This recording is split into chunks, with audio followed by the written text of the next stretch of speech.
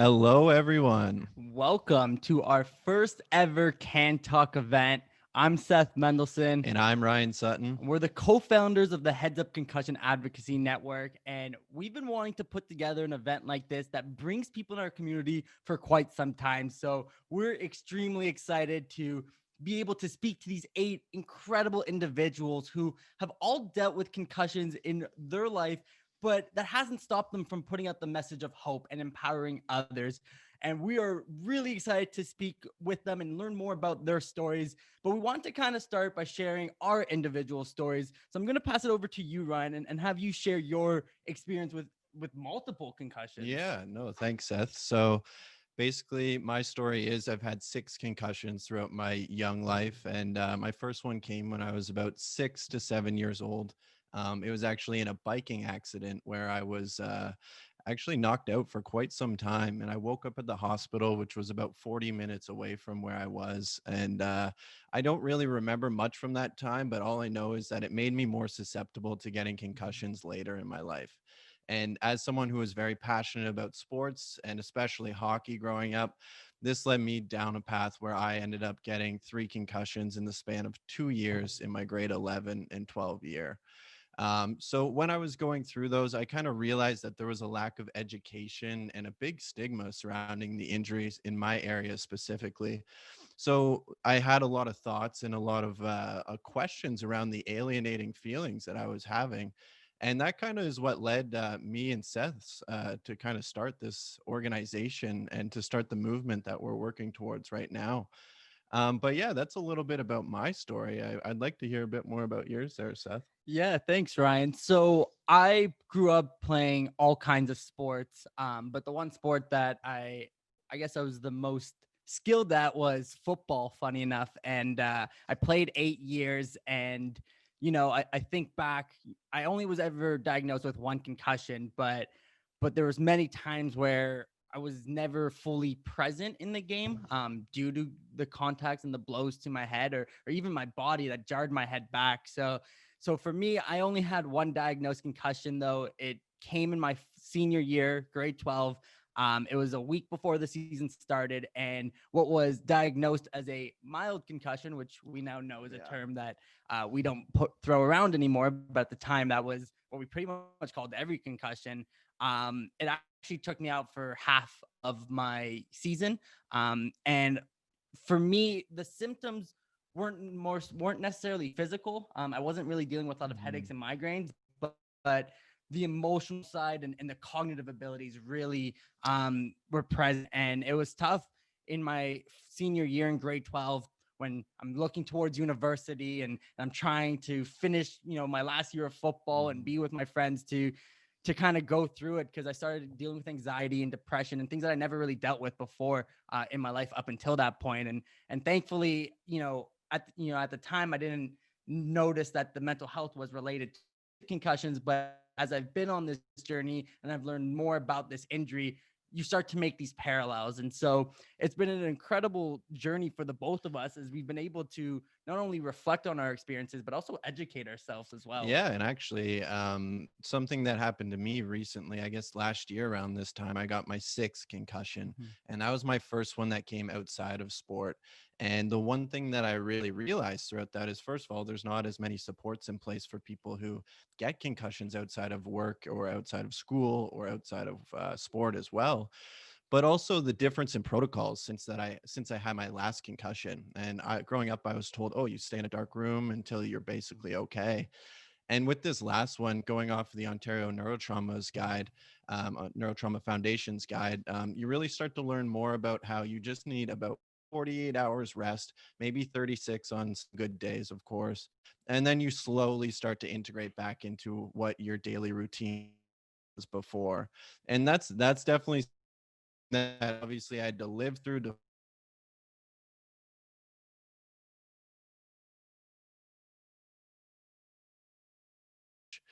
but yeah, Seth, how are you feeling? I'm feeling good.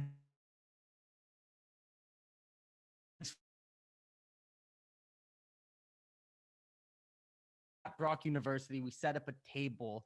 And the reason we wanted to do this because And the reason we actually kind of started Headsupcan is the fact that even though we both suffered concussions, and Ryan obviously was diagnosed with a bit more than I was, our experiences were very different. So we wanted to share our stories. And I remember our first day over 3 years ago, and students would come by and just be like, what's a concussion? How do I know if I've ever had one?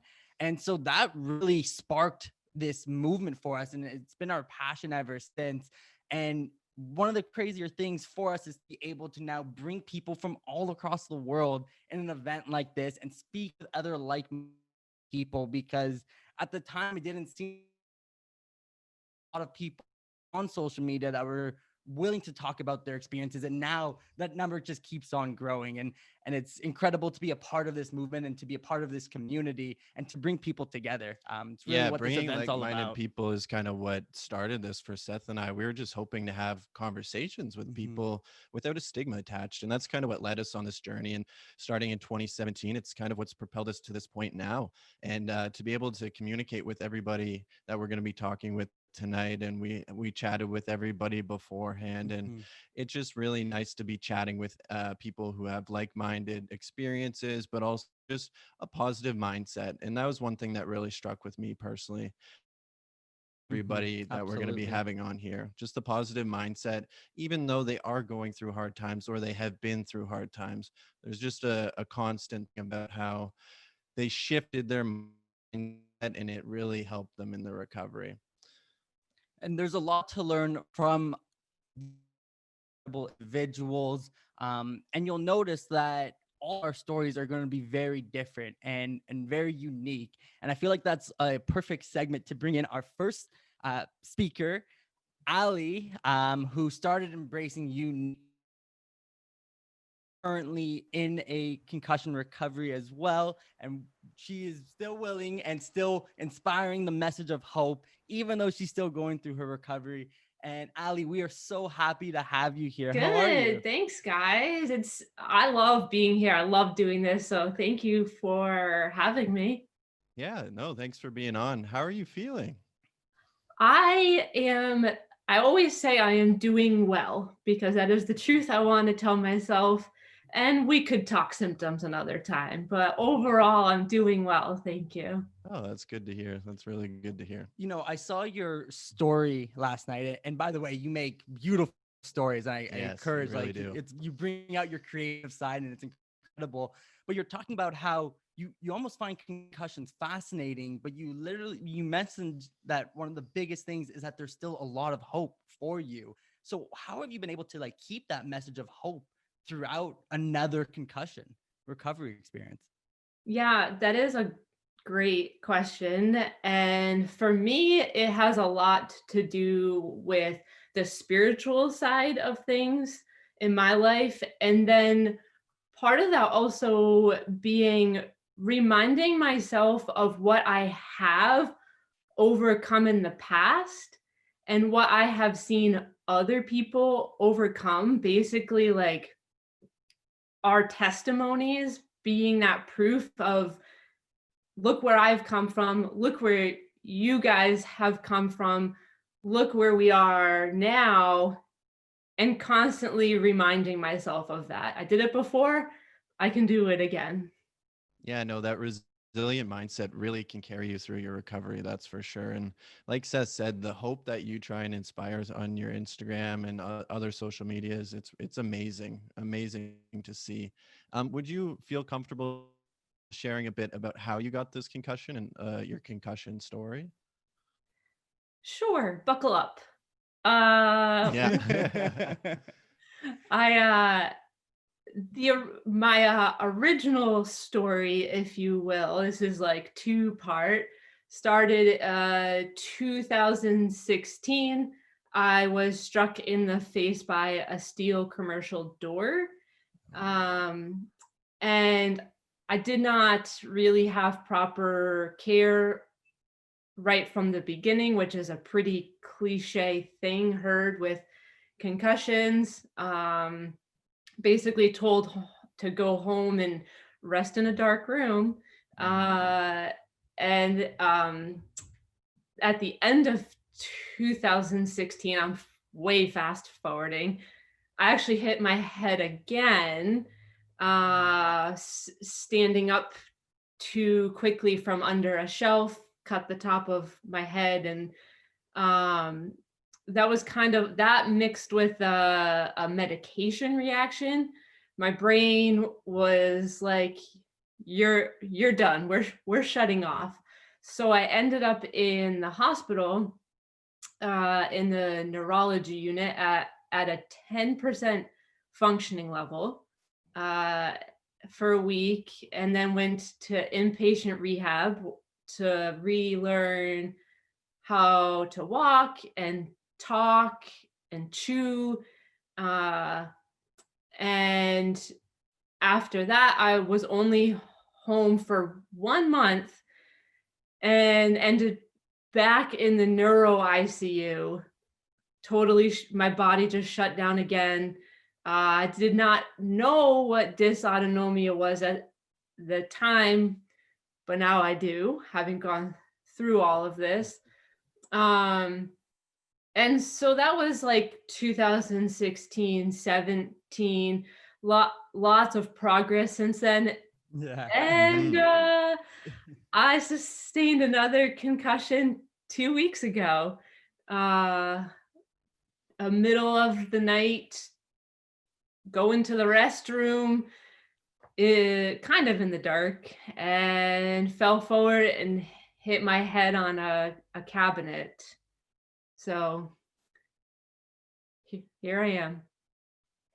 You know, it's crazy because it's an injury we can't escape from. We don't know where it's going to come from, how it's going to come, and obviously the cliche is that it's in sport, but 70% are not even sport related, and I feel like it's in those situations where you don't really expect concussion, you don't really clue that in, and it's hard to go through. And the best thing is that we've known from speaking with you earlier, and even just hearing you now, is that you still have that mindset of hope and that you will come back, and that, like you said, you did it before, you can do it again.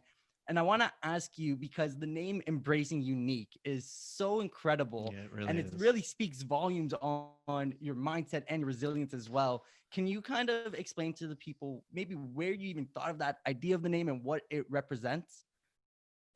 Sure. I was actually having a conversation with a friend at the beginning of this year, and just talking about goals for the year and really stepping into our own purpose in life, and what are those intentions to get there. And a big piece of it for both of us, we said, bringing our true self to wherever we are. So being who you are, wherever you are, with whatever you have. And the phrase embracing unique came up in our conversation. I kind of just put it in my back pocket, and I felt moved to create an art and creative based Instagram account this year. I mean, what else did I have to do during COVID? And I needed a title for it. So an Instagram account title turned into a brand. And my goal is basically to encourage everyone to bring your true self to whatever you're doing. Because even with concussion, and you two amazing guys and the other panelists, like, we're here in a commonality, but we each are the only ones with our story, and I love embracing that uniqueness.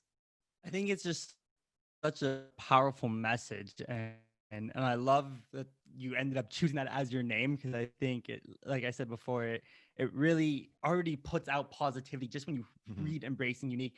And so you talked about how the art side of things, And I mean, when you go through your page, you kind of have things that's like, you say really powerful things in very artistic ways. So was that for you? And you talk about how you want to give back. Was that just your fun way of being like, hey, look at, like, this is a way that we can promote positivity, and this was your fun attempt at that? And then where do you give back and put the money that you sell your art to? Great. So there's two questions there. What was the first one? So my first question was, I guess it was like, what compelled you to write, like, your art? It kind of has certain words like be bright and inspire. So is that like, were those words, are those something that personally resonate with you? And then my follow-up question was, where do the funds go for on the actual art side, when you're trying to give back? Okay, so what inspired and blah blah blah. Yeah, Exactly. we'll circle back to that one. Yeah. So I am also highly involved with the Brain Injury Association in Massachusetts, and when COVID hit, I recognized them along with basically every other organization out there were missing all of their big fundraisers to do what they would normally do to support us. And it honestly was such again, like a spirit-led thing for me. Like the steps that happened, I did not have a plan to do that. I was just like, how could I possibly use something I could bring to the table to help others? And I've always wanted to sell my art on apparel, and it kind of happened perfectly. So my first goal there was to sell shirts to raise money for the BIA of Massachusetts, and that kicked off everything. So after that, opportunities just continued to come, and my ultimate vision is to try my best to give back to all the organizations who have given to me along the way. So like right now, it's money is going towards concussion compass scholarships. Oh, that's amazing. Yeah. Well, yeah. That's really cool, actually. That's definitely something that's needed out there, as well as for students who are going through this to have access to scholarships like that. So that's really powerful. And I'm really glad you're doing that. But yeah, no, you constantly are always surprising us, that's for sure. And like Seth said, your art is absolutely beautiful. Would you just mind telling us a bit about what you do with Concussion Compass as an ambassador for that program then? Oh. I like, even if I was not an ambassador, I could not even begin to speak like enough words to promote and tell the world how much I love Concussion Compass. So I actually started when they started at the beginning of this year, off of a scholarship. And Wow. That's awesome. so, right, Yeah. full circle. That's why I want to give back myself now. And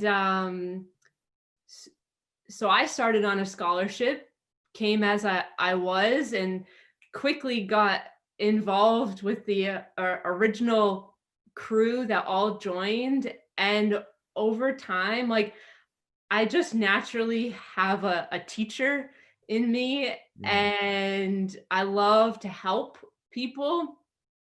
Over time, I just kind of fell into that like leadership role, and Natasha and Molly asked if I would be an ambassador. I said, sure.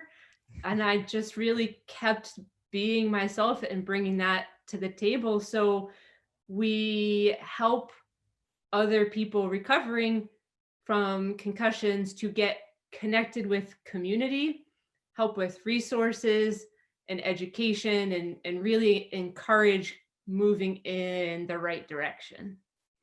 That's awesome. Thank you so much, Ali. We've had, in our last 2 webinars, we had Natasha and Molly as well and learned about Concussion Compass.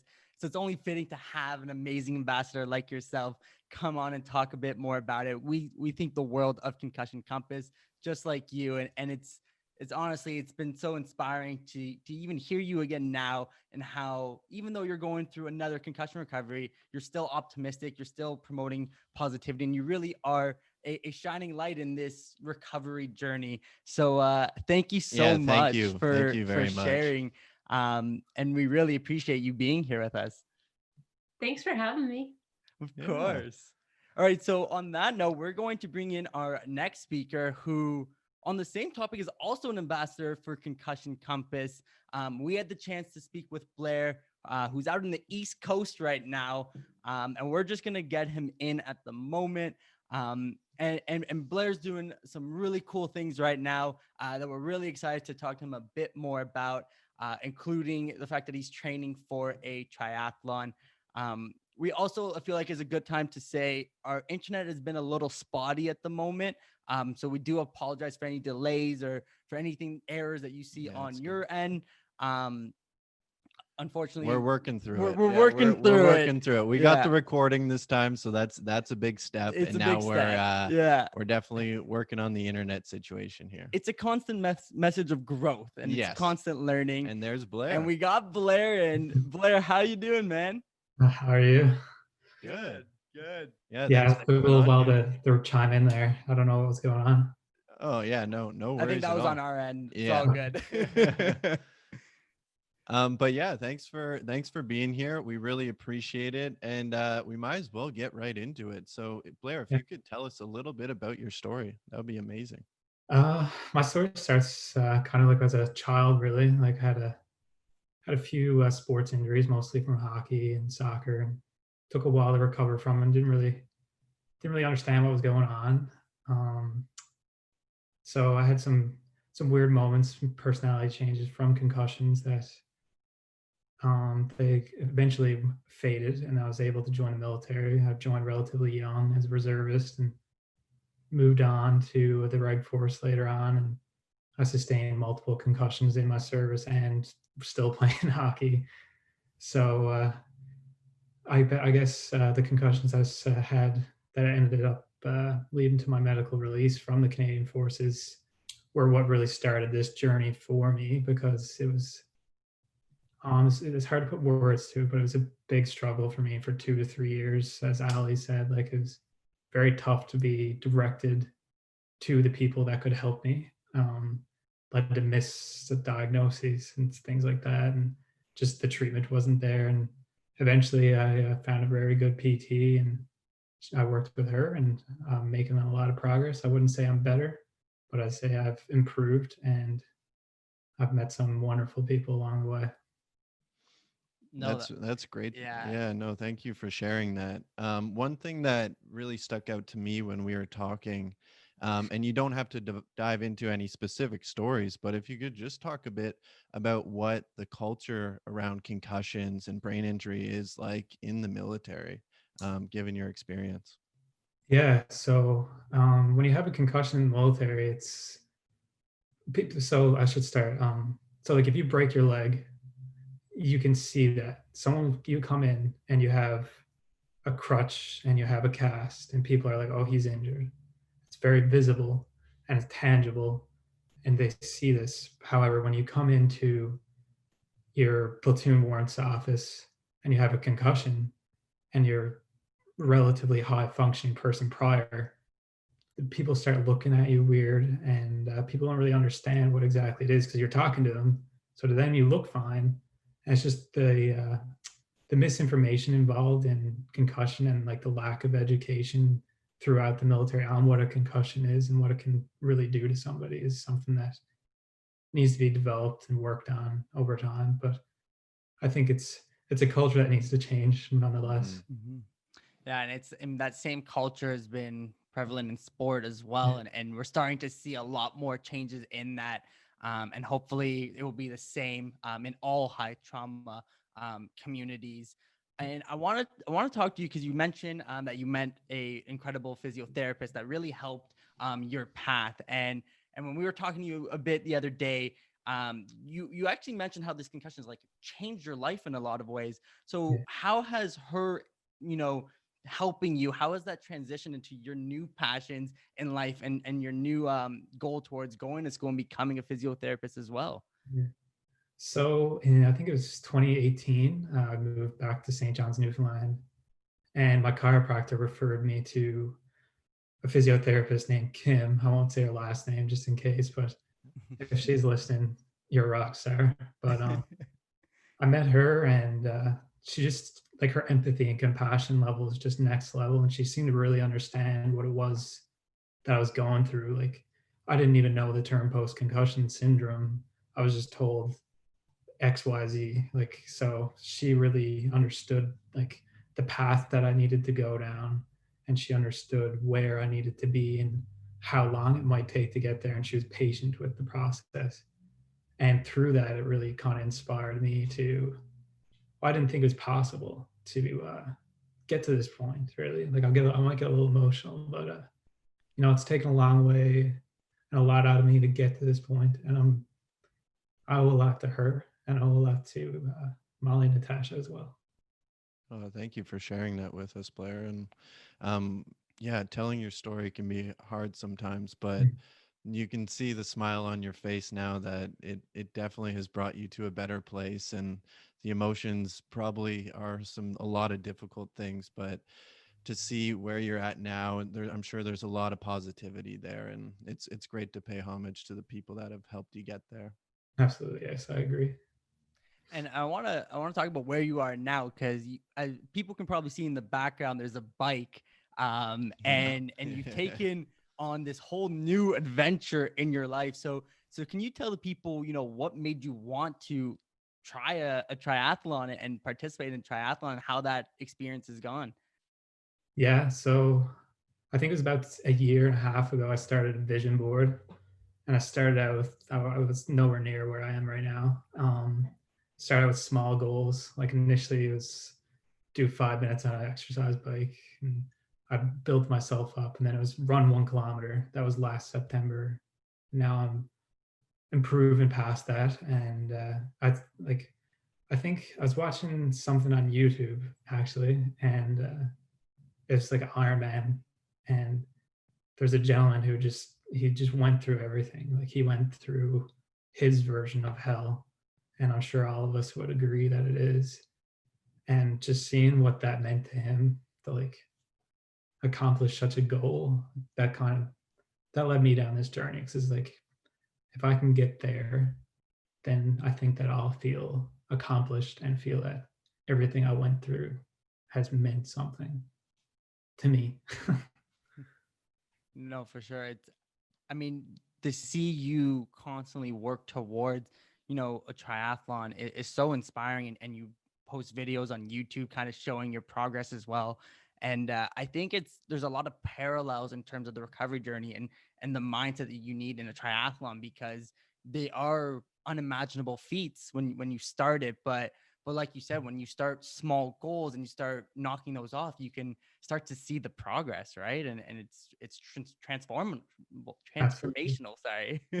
Yeah, and into that point, and I think that even goes to with how you started to share your story online a little bit, and how once you kind of start sharing it, there's a lot of momentum that also carries with that, and how letting people know your story, especially from the military, as you were telling us, and how you've had some people reach out to you who didn't know any type of depth in what you were going through. Can you just open up a little bit, if you're comfortable, of course, about the experience of people reaching out to you and what that's meant to you? Yeah, I think there was just a lot of misinformation going on at the period when I was still in the military, and people didn't really understand what I was going through. 'Cause I went from being a relatively high achieving person to somebody who was, we'll say, struggling, but that's putting it nicely. But I think when, like, I have one specific person that I won't really mention his name here, but like when he came back to me and we started talking, and he's like, I didn't even know any of this could be a thing until I experienced it with a family member.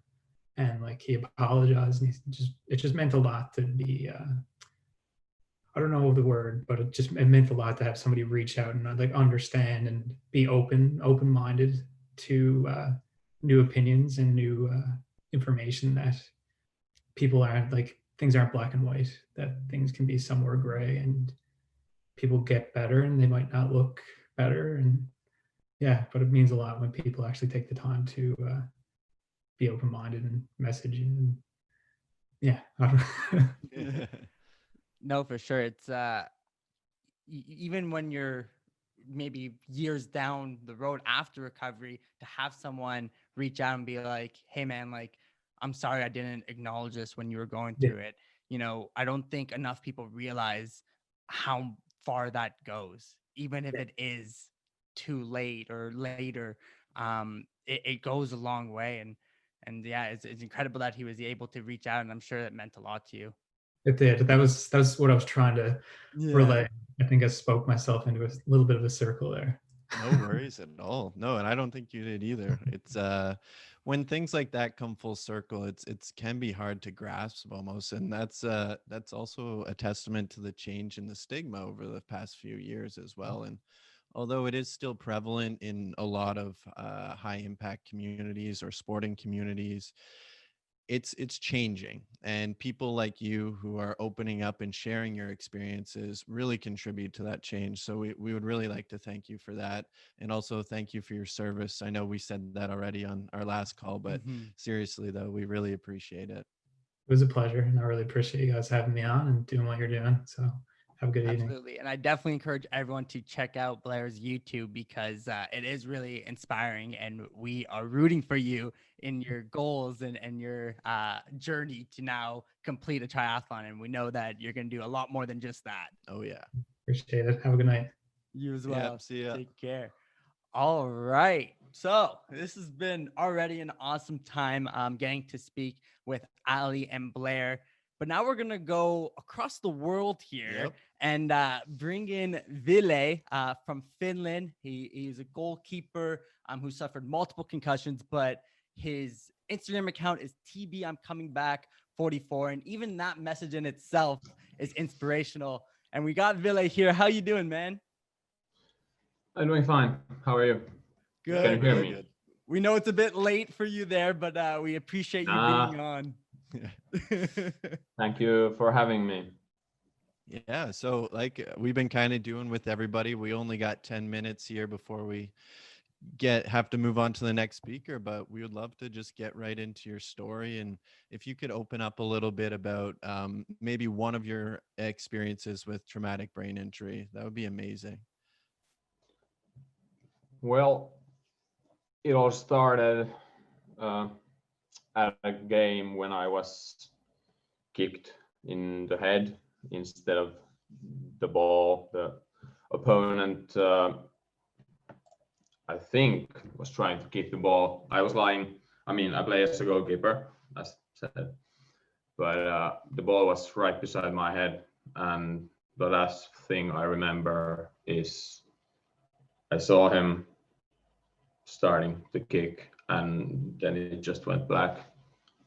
And the next thing I remember is waking up in the ambulance on the way to the hospital. And that was in 2015. I was in the hospital for maybe 2 hours max. And then we heard that another team was disqualified in the tournament we were in. So we moved on, and the doctors just let me out of the hospital without doing no MRIs, no nothing. I was just sitting there, and they were watching me, or whatever I want to call it. they were not watching me. And I actually played the same day again. Wow, that's crazy. Yeah. I've been told because I don't remember it, but actually I played well in that game. So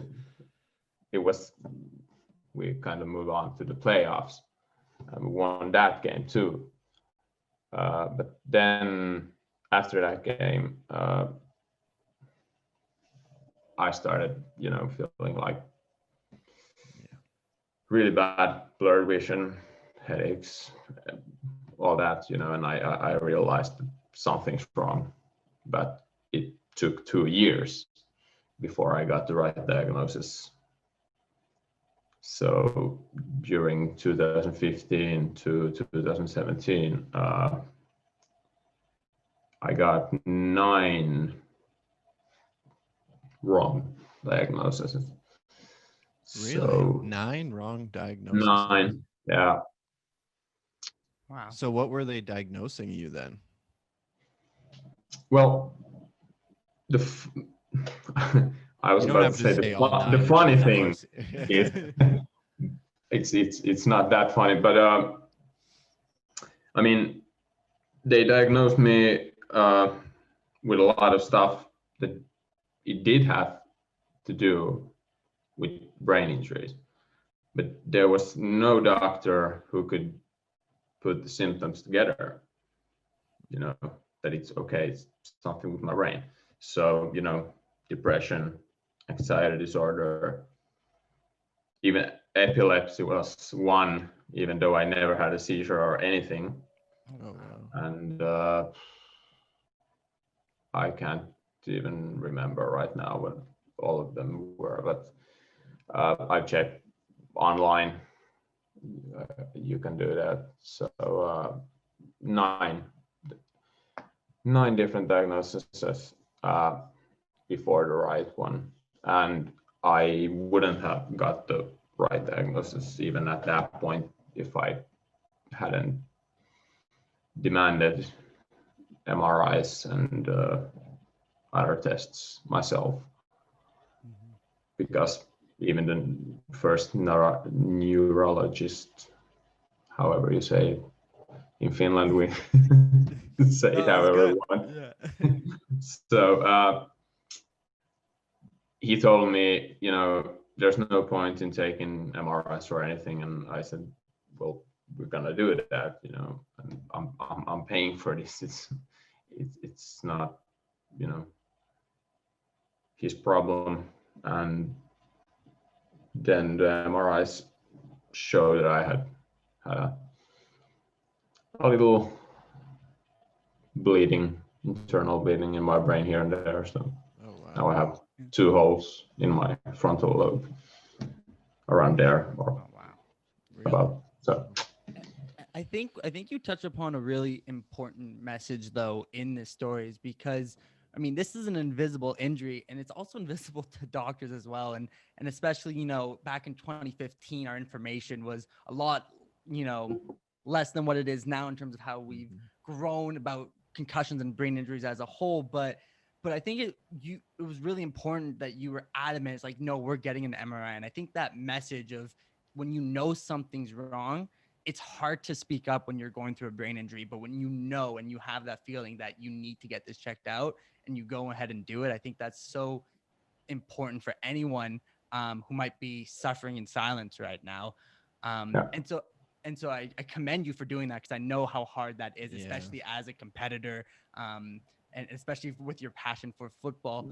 But what I want to ask you is, because we talked to you a little bit earlier this week, and you've dealt with some setbacks as well throughout your road to recovery. So how have you just a few, Yeah. but how have you been able to keep your resilient mindset and continue to know that you're going to come back from this even when you keep dealing with these setbacks? it's just basically it's there was one doctor that day when I got the the right diagnosis. And he told me, well, there was a long list of stuff he told me I'm never going to be able to do again. And one was, you will never be able to study again. You will never be able to play football again. And then a lot of other stuff, which wasn't that important to me. But these two were, especially football. And I know there are a lot of people who would have taken it like, okay, I'm not gonna go to be able to do that. So, they give up and they believe everything the doctor says, which is one thing that I've learned. Don't do that. Do not believe everything the doctors tell you.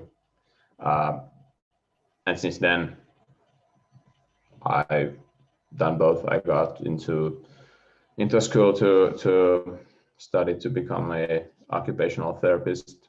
Too bad that I studied for 1 year and then I got a few more concussions, unfortunately, and which led to really bad memory problems and a lot of fatigue and depression and anxiety and everything. So now I'm on my second year off, but I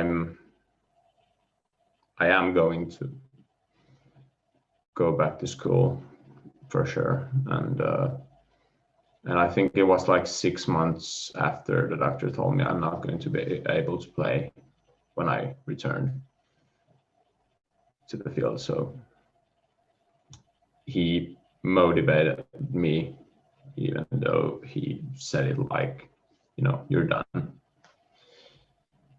Yeah, and that messaging right there says everything. I am going to go get back to it. I don't think people realize how important your self-talk is in your recovery process. And it's not I might or hopefully, but I am. And that resilience, that strength comes from these words that by saying it creates meaning. It creates there's power with that.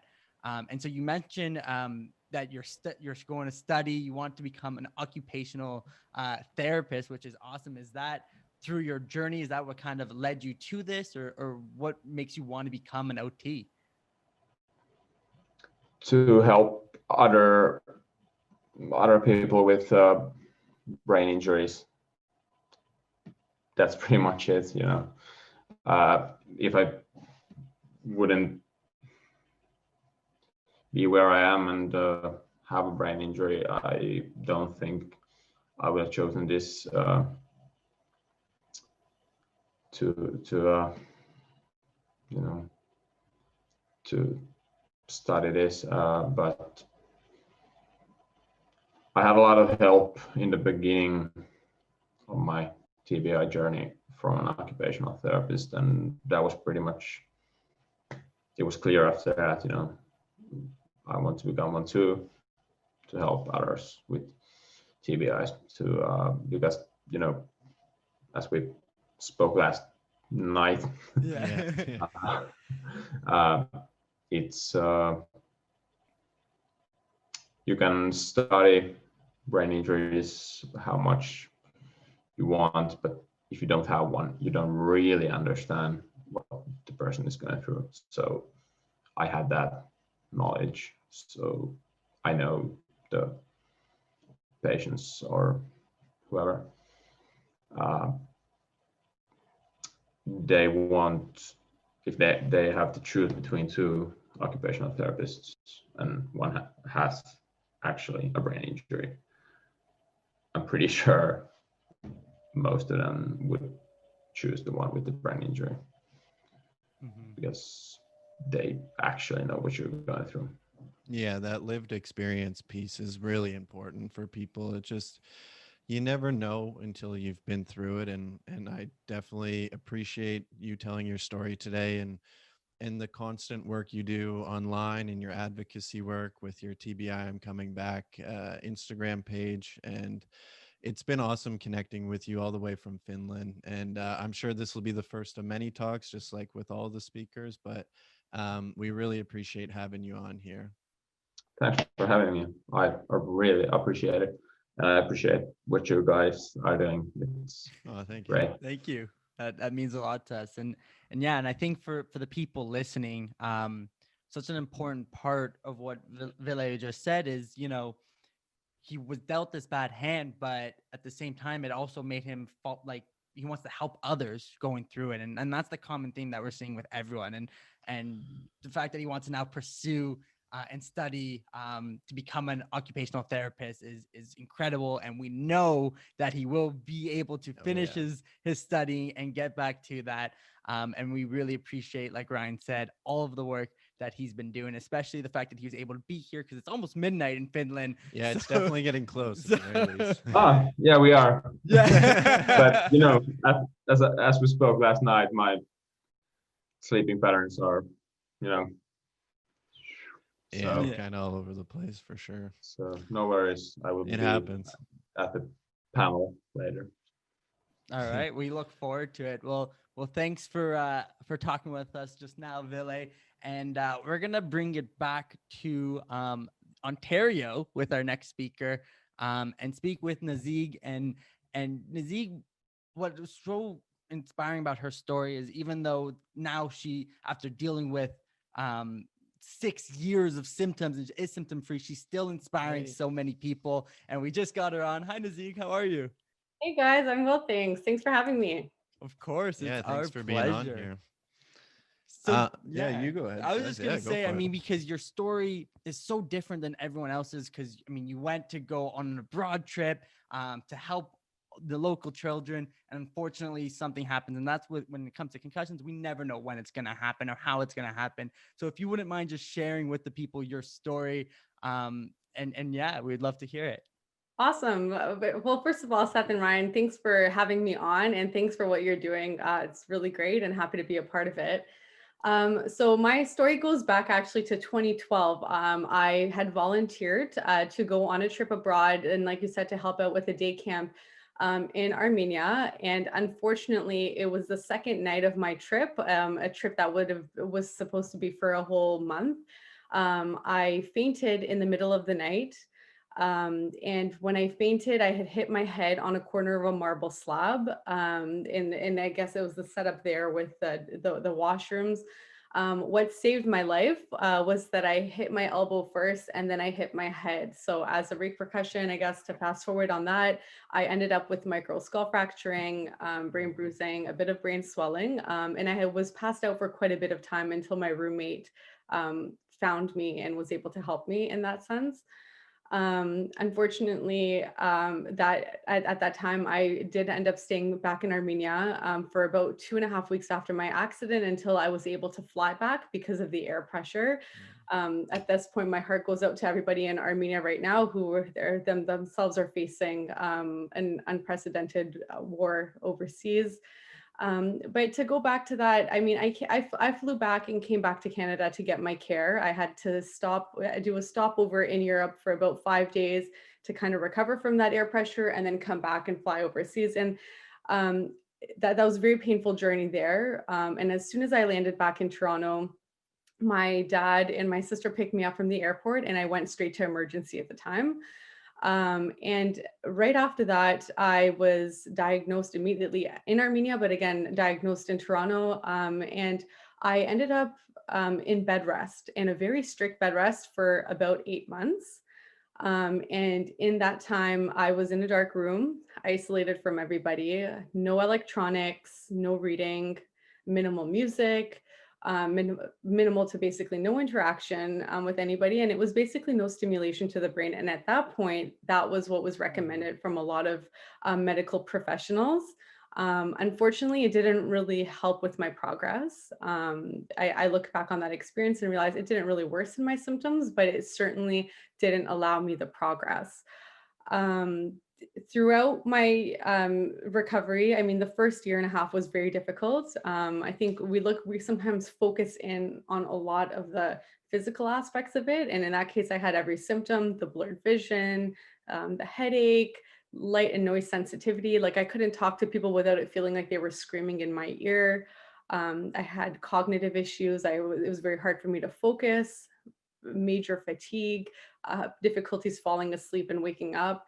In the first year and a half, especially, my only outings were basically going to the doctor. I would see a massage therapist, sports medical doctor, and chiropractor on a weekly basis, and come back home and have to rest after that. And it was very, very difficult to actually physically.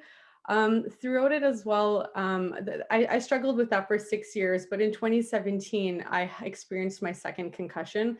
And to add to that, actually, is throughout my injury from 2012 to 2017, I hit my head multiple times as well. And that was a result of the disorientation and dizziness that came along with it, which had an indirect impact on the recovery as well. Absolutely. Yeah. Yeah. So I guess that's kind of a thing, an overview of my injury. But 2017 was when I had my second concussion, and when I went on the road to recovery one more time. Wow, that's a wild story, and I'm glad that you're feeling so much better now, and it's great to see the progress that you've made. But I must ask, like, what kept you going through all of that? Like, that's a pretty large amount of time to be spent in isolation. Yeah, you're right. And I can look back on it now and speak on it and look in hindsight and see a lot of the things that I learned.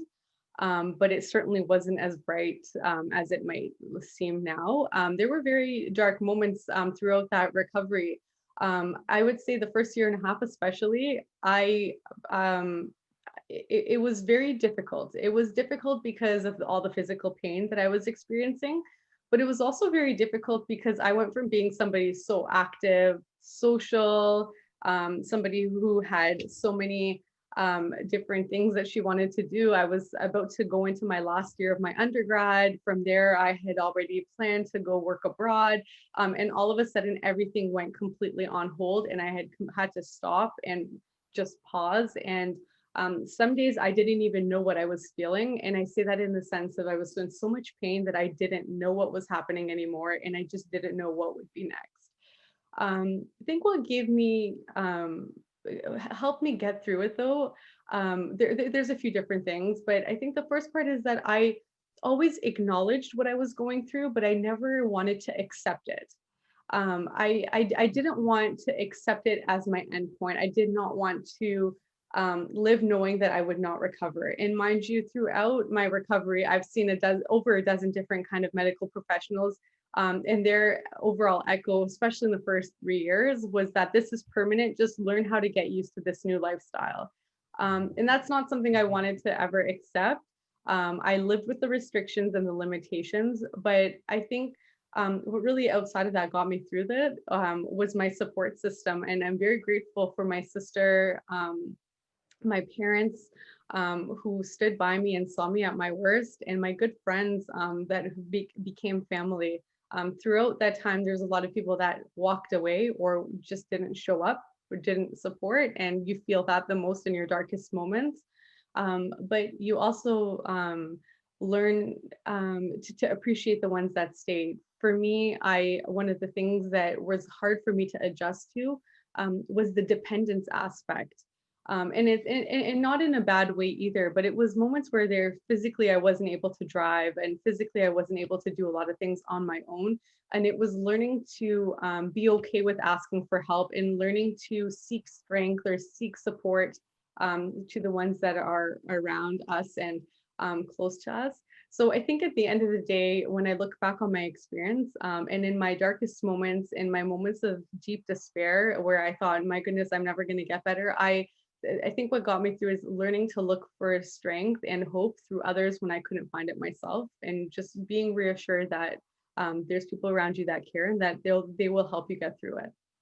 That's incredible. And Yeah, I think that's amazing. it's something that both Ryan and myself can resonate with too, because we are fortunate enough as well, like you, to have that support with us. And I think that's such an important thing for anyone that might feel like they're dealing with this or alienated because of this, is there are people around you. There are so many people, and that's what this event's for, is to show that there are people out there inspiring hope, showing that you can get better.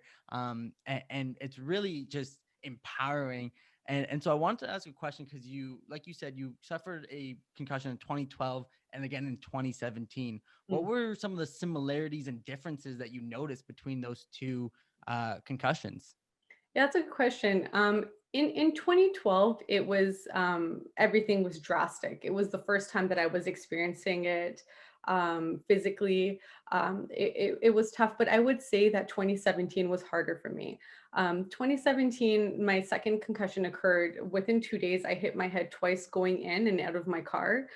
It was a point in my life in 2017, especially January and February, were kind of rough in terms of my personal life, lots of different changes happening in those months. And I think that really triggered a lot of my symptoms, and disorientation might have led to my second hit there. But I felt 2017 to be a bit more dark when I had it. And I just felt like a bit of progress that I had experienced in those 5 years of the recovery kind of just came back and put me back. It was just a very extreme setback. It was difficult to accept. I had to go back on bed rest for about 3 months after that. And again, it was the same procedure, dark room, isolated from everything, and just stopping work one more time. But I look at that experience now and I see how there was growth and learning from that. In 2017, right after that, I think, well, in complete transparency, and I'm very open with my blog as well in terms of what I was experiencing. I don't like to say things were easy, because they weren't, but they're not always as difficult as we might think they are as well, or there's always something we can learn. But in 2017, I, at that point, thought, okay, this is it then. Maybe the doctors are right. I hit my head again. Maybe I'm never going to recover. And maybe that is my story.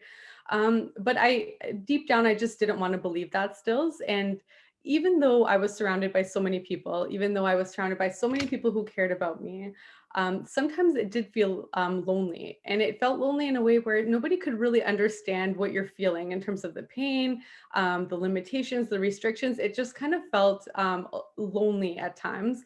And that's where I didn't tell anybody, and I started my Instagram account. And it was in May of 2017, where I was still recovering. And I joined Instagram to kind of have an outlet where I could express how I was feeling, but also to indirectly look for hope, and seek care, and see if there was anybody in the world that was experiencing a concussion, and if anybody after 5 years was able to recover.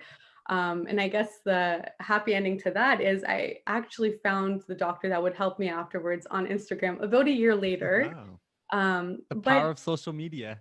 power of Yeah, that's social media, amazing. and I think it's power of believing, and yeah, I think it's the power of believing and not losing hope. I always say it's you can't lose hope. It's hold on, pain ends. That's what I kind of go by. And I think it doesn't matter how long it takes. It certainly took me quite a bit of time. 6 years was a long period of time to suffer, but I think had it not been for that experience, had it not been for the darkness that I experienced in those years, I would probably not have found the strength that I had in me. You sometimes don't know how strong you are until being strong is your only choice. And it might sound cliche, but I think for anybody who's gone through a concussion, they can understand that. Yeah, no, thank you for sharing all of that. And we really appreciate it. It's a very powerful story. And all those sentiments, honestly, really hit hard for me personally. And I know Seth too.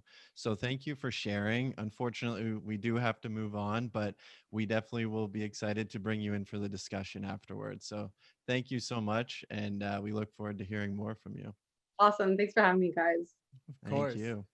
And I think there's just such a great message, and everyone's just saying such great messages, but with Nazeeg, and how, we are human to a fault, and sometimes, we will feel like we can't get better, but there always is hope, and we always can. And now we're really excited to bring in Abby, who we've had the pleasure with connecting with her in the past, and she was just so inspiring, and it's incredible to see someone in high school being willing to take the initiative, because I think back when I was in high school and I was going through my injury, I never really thought about advocating at the time. So it's really awesome to see what you're doing, Abby. And how are you? I'm good. How are you? Good, doing Great. well. Thank you for Just having me. I'm very excited to be here. Oh, thank you. Yeah, we're really excited to have you too. And like Seth said, we really appreciate the advocacy work you do in your school and what you're starting with Head First. So thanks for being here. And yeah, we might as well get right into it. If you could just share a little bit about your story and what you've kind of experienced in terms of concussion. Yeah, so I experienced multiple concussions, I think 5 or 6 over 3 years, but the ones that kind of hit me the hardest were at the end of last summer. I got 2 within the span of 3 weeks.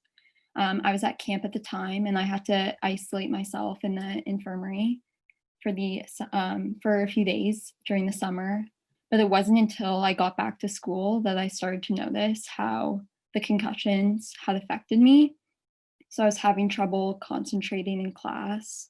I had an overall very low mood because of my difficulties in school as well. I had to quit soccer. I was let alone the physical symptoms of headaches and dizziness. So it was just kind of once I got back to school, everything started to kind of hit me.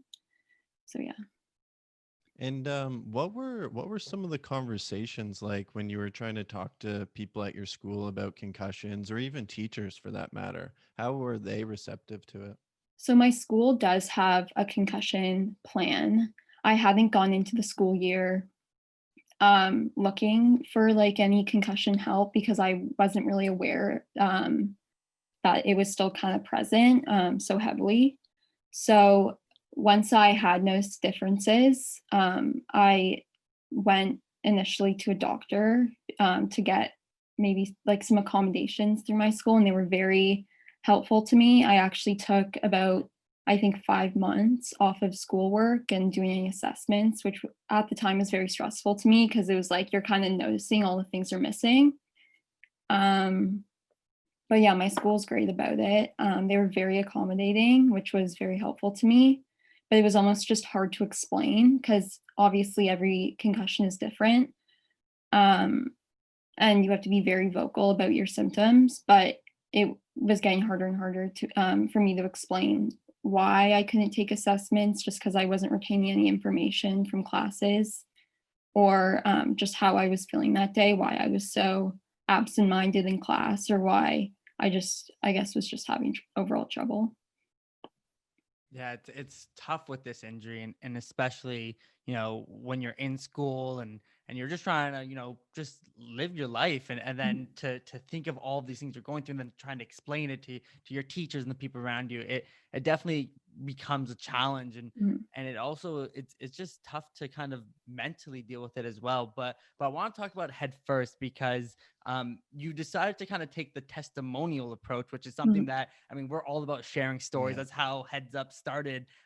So what made you want to, connect with people in your community and share their stories with concussions? Yeah, so I noticed during that time that there was a lot of ignorance or just unawareness on how not only serious concussions are, but also how prevalent they are and how often they happen. So I wanted to share stories because we like, obviously everyone's aware of what concussions are, and I'm sure a lot of people have heard statistics, but it's really hard to personify them. So I wanted to share stories so people can maybe like see their friends or people from their communities that they maybe didn't know had concussions or didn't know how hard they were dealing with them, that they can see on my Instagram account and maybe learn something from it. So kind of a different approach than just, I guess, like telling people facts, than like really building the empathy in the audience. Yeah, I think that's, I mean, such a valuable message when it comes to looking at this invisible injury, right? And I think when you experience a concussion, or when you hear about concussion, I mean, everyone associates it with migraines and headaches, Yeah. but like you said, there is no personification to it. There is no, you don't realize that the human element that comes with the injury. And so I think it's just so inspiring that you're not, waiting, you're being proactive now. And I think that's a huge testament to your character. Yeah, especially that every concussion is different. So even as much as I like to tell my story, and try to help in that way. I just knew that I wasn't doing concussions and TBIs justice by just telling my own, because there's so many different things that people experience and so many different ways that people cope with their symptoms. I just thought there was no better way of raising awareness than giving the space for people to share their stories. That's amazing. Yeah, and we definitely feel the same way. And it's a truly special thing to have people feel comfortable enough to share their stories with you. And you're obviously creating a platform with Head First, with that allows that type of space. So that's amazing, really. I guess I have another question for you. What would you say the biggest thing you've learned throughout this experience would be? I think more than anything, I've just learned the importance of being patient with yourself. Obviously, concussions are just a very frustrating injury because it's completely, for the most part, out of your control. And all you want to do is get back to the things that you were experiencing, that you like, back to your old self, I guess. Like for me, I wanted to go back to soccer. I really wanted to be able to be an active participant in class. But at the time, those things just weren't possible, which was very frustrating to me. But it wasn't until I realized that I need to be patient and adaptable to for myself that I only started to improve, because obviously you need to give yourself time to recover. I had a doctor tell me that if I was feeling anxious because of school, I was never going to be able to recover and then go back to school. So taking that time off was really necessary for me. No, absolutely. And I think, I mean, your approach to how everything you're doing with Head First is honestly, it's community oriented. And I think that's so awesome. And I know you just recently started it, and you're in school right now, and I'm sure everything's really hectic for you. And so we appreciate you taking some time away from studying. We apologize to any of your teachers. But what do you want to do in your next semester? Because you're going into the last stretch of high school. What do you want to do with Head First in your community while you're still in your school and kind of educating and facilitating that? Yeah, so as much as I've shared on social media, I haven't really been outspoken at my school itself, other than to my teachers and my friends.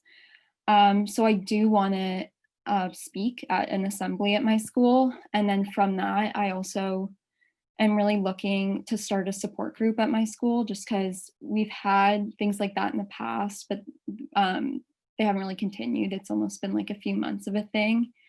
And I just kind of want to leave a legacy, especially since this is my graduating year, of concussion awareness and support at the school, just because it's such a prevalent thing. But if it's going to really affect you anywhere, I do think it affects you at school. So creating a supportive environment at school is something I definitely want to do. That's awesome.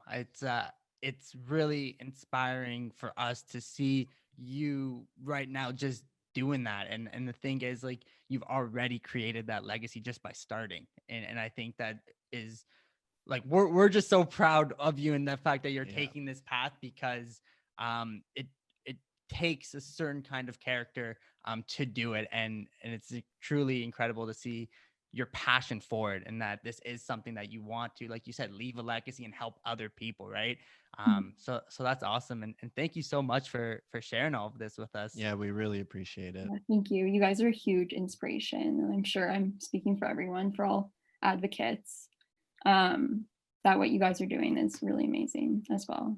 Oh, we really appreciate that, thank Abby. you. Thank you. It means a lot. Yeah, it really does. All right. So we're going to go on to our next guest, and we are going to bring Abby back into the group later. And this is we're going to bring in Joel, and this is going to be a little bit of a different conversation, because we're actually going to be collaborating with Joel in the new year on a podcast called the Inherent Risk Podcast. And we're going to get into that a little bit, but we just got Joel here. How you doing, man? Good. How you doing, guys? Nice to talk to you. Really good. Thank you so much for having me here today. I'm really, really excited and really happy to be talking about this topic that's very passionate for me. Yeah, thanks for being here. And we might as well get right into it. We only got 10 minutes. So Joel, would you be able to tell us a little bit about your experience with concussions? Absolutely. So I've suffered 4 concussions, but my concussion story would start first indirectly Back in 2007, my younger brother Kyle fractured his skull and suffered a severe concussion. And back then, we really didn't know anything about concussions beyond just being another injury.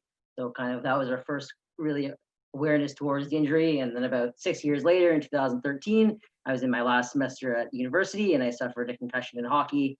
And again, there wasn't much else that I had done besides just a normal injury. Got some rest, continued with my school, did my exams, and I got another concussion a couple years later, and kind of the same story continued on. And it wasn't until 2016 where I suffered my third concussion that kind of really changed everything. That was kind of a really severe injury that I suffered also in hockey. I kind of got hit from behind and smacked my head on the ice. And from that point on, I've really kind of changed my life, dealing with things as simple as headaches to light sensitivity to not being able to focus, energy levels very low. So kind of that's been really dealing with that ever since. And I actually did suffer a fourth concussion in 2018. And I guess, continuing on with that. Yeah, thank you for sharing that. And I guess the next question I'd like to ask you is just what do you do in your recovery, in active recovery with PCS, of course, but what type of things do you do to kind of help yourself get back to your new normal? Yeah, I mean, I think that's something that I struggle with a lot right at the beginning. One of the other speakers spoke the idea of trying to get back to what you were before, and I think there was so much of my effort was trying to be the old person that I was until I kind of accepted the fact that this is something that I am going to have to deal with the rest of my life. And then I was able to kind of, work on some things and figure out some regimens that were able to help me out. I've been working with an osteopath, which is kind of helped me with a lot of issues that I've been dealing with in my neck and my head beyond just simple concussion symptoms. So that's kind of really helped. And I think the biggest thing for me is just self-reflecting, working on myself. I started taking a mindfulness course and just little things about, basically working on being better so that I can kind of help towards the community and show really what happened to me can happen to anyone.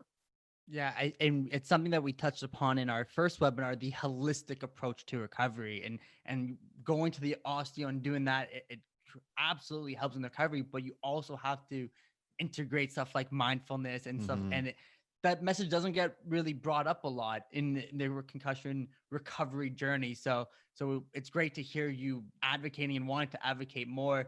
My question for you, Joel, and obviously we've gotten to talk a few times in the last few weeks, but obviously you've experienced the concussions in hockey, but your passion for hockey still remains. Has it been tough to, knowing that this injury kind of came from something that you love, has that kind of made it tough to still have that passion for hockey, or how have you found other ways to continue that passion? That's a great question. And I think for me, hockey really was my identity more than just simply playing. I was the team administrator for both teams I played on. I used to bring the water bottles. I used to do the game sheets. So really, just kind of struggling with that at first was very tough. And then, sorry, can you repeat the question again? I kind of brain-farted. It was more just how have you been able to continue to stay passionate and keep that passion alive when So I think basically within hockey, the passion that really ignited it was I actually started coaching. Me and my brother both, after stopped playing, started coaching a bunch of kids, and that really kind of enabled me to see that I can continue in the sport without playing. And I actually started getting into reading hockey books and started a hockey blog. So really, I kind of figured that playing hockey was not the only way to continue with the sport. I think that I realized that it's very much in my identity, like I explained, and I think it's just about finding a way to be passionate about it without continuing the athletic part. And yeah, some of that passion is definitely going to start manifesting in the Inherent Risk podcast, right? The one that was pretty much just announced today. Would you be able to share some excitement? I'm very, very excited about it. And really, the whole podcast is basically just to get all these different stories out there of any athletes that struggled with concussion, just things that they deal with, things that have helped them, things that maybe that didn't help them through the process. And really to kind of create some awareness for people that are, struggling with the injury, but also indirectly others that are dealing with that person. So that might be a family member, that might be a friend, that might be a boyfriend or girlfriend, that might be a teacher or a student. But creating awareness and education for concussions is something that's so crucial, because unless, some of the other panelists that brought up this topic, unless you've been through it, you don't know what it's like.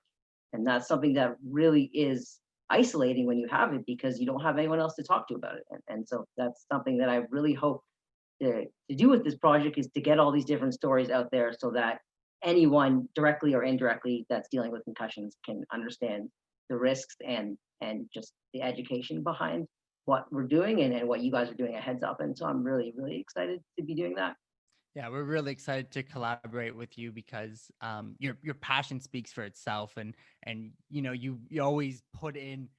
It's just great to see like your dedication and the commitment, your work ethic towards this, because you can see that with reflected in your passion. And so I guess what I want to know, I'm going to kind of put you a bit on the hot seat here, is what's one of the biggest things that you're excited to learn about on this Inherent Risk podcast journey and speaking with people with lived experience? Yeah, I think I touched on it before, but I think the biggest thing I'm excited to learn for is the idea that there's no template for concussion and concussion recovery. So I think every story, and we've already done about 4 interviews, just those 4 have been 4 unique stories of what's happened to them and what they continue to deal with. And so I think the more that the conversation continues and the more people we speak with, it just creates more of a community of people to discuss the same thing, and just a message that's just not out there enough right now. That really is the hope, to kind of bring everyone together, and people that are dealing with it or people that are not dealing with it can get the same education and the same awareness. Yeah, it's community is everything, and being able to work with you on this and grow that message on a podcast platform is really cool, because what's a little different than the webinars, especially when you're doing it in 10-minute spurts, is you can actually have some really in-depth conversations and with some really inspiring people. And it's been really cool to kind of just help you grow in that and allow you to kind of really find your voice with that too, which has been awesome. But I want to actually kind of touch it back on your personal story, because what's really, a kind of unique to your situation is the fact that your family had also kind of experienced multiple traumatic brain injuries. So kind of like, I guess I wanted to ask, like, how was it with your family and your parents? Like, how were they able to deal with all the multiple traumatic brain injuries? Because they can get very severe and it's tough in the household. So how was the support from your family during these recovery experiences? Yeah, so the support has been crucial for me. Basically, there's been a lot of factors that have kind of changed who I am, what I'm passionate about. Been a lot of times that may have been dark and things that I've struggled with, but the support that they've given me has never stopped, has never wavered. Whether it's simply just checking in and seeing how I'm doing, or working with me to figure out what to do, how to improve my symptoms, or just simply is something like this, and to have a platform to speak. And so I think it's really, they've given me that that voice and that care to show that I can still make an impact and make a difference in this world. And when I had my injuries, it's something that I never thought would be possible. So it's kind of on the other side now. It's really, really great to see, and I really am thankful for both family and friends that have kind of stuck by me during this time. Yeah, and even to that last point there, the family and friends piece, and you're starting up this podcast with a good friend of yours, Jake Berman, and could you talk a bit about how important he's been in your recovery process as well? Yeah, I mean, I talked about earlier the fact that unless you've been through a concussion, it's hard to really discuss with someone. And Jake has had, I think, about 7 or 8 concussions, so he really was one of my people that I kind of was able to talk to, both about the hockey sort and just about the concussion aspect of it. And when I was going through my really bad concussion, one of the things I was doing was just going to the rink, just because I wanted to be there and just watch the games. And he was one of the only people that I can continue to talk to, because he understood what I was going through. I'd have my other teammates saying, "Oh, what's wrong with you? You look fine. You look fine." And I wasn't fine. And so I think someone like Jake that has been, with me every step of the way, and that's why I'm really happy that he's part of the podcast. And I think he's a great part of the team, and I'm really excited what we're doing. Yeah, so are we. It's really important conversation that you're having, and I think even the name, the inherent risk, it speaks volume, because I don't think we often talk about that in sport. I think it's something we're aware of, but we're not really addressing. And I think it's crucial, the message that you're putting out there. And yeah, we love being able to collaborate with you on this. It's been a lot of fun so far. Yeah, likewise, I've been enjoying it, and I'm really excited for the new year. Awesome. So we're going to bring you back in on the group panel, and we appreciate you taking the time to speak with us right now. And the Inherent Risk podcast will be launching on January 4th. Go check out the Instagram. It just launched today. We're really excited about it. And Joel is an amazing advocate for concussion awareness. And it's been truly inspiring for us to be able to see him do on really this platform and again, find his voice. And now we're going to pass it over and jump ahead a day and in Friday morning over there in Australia. And welcome, Lauren. It's great to see you. Hi, guys. Thanks for having me. Yeah, thanks for coming on. We really appreciate you making the time in your seemingly sunny morning out there in Australia. I know. It's a lovely day today. Yeah, so I guess we'll go right into it. We only have 10 minutes. So would you be able to share a little bit about your concussion story with us? Yeah, so my accident happened 2.5 years ago. So it was back in 2018. And it was actually while I was at work. I worked as a special education teacher here in Adelaide. And whilst helping one of my young students on a piece of playground equipment, I lost my balance and fell backwards and hit my head on a big metal pole on the way down to the ground. And it was in the space of 5 minutes. It was so quick. I remember feeling really, really dizzy and almost embarrassed. I was like, I just fell off a piece of playground equipment that kids play on. So I tried to get up as quickly as I could because no one saw me fall, and I was hoping no one would ever have to know.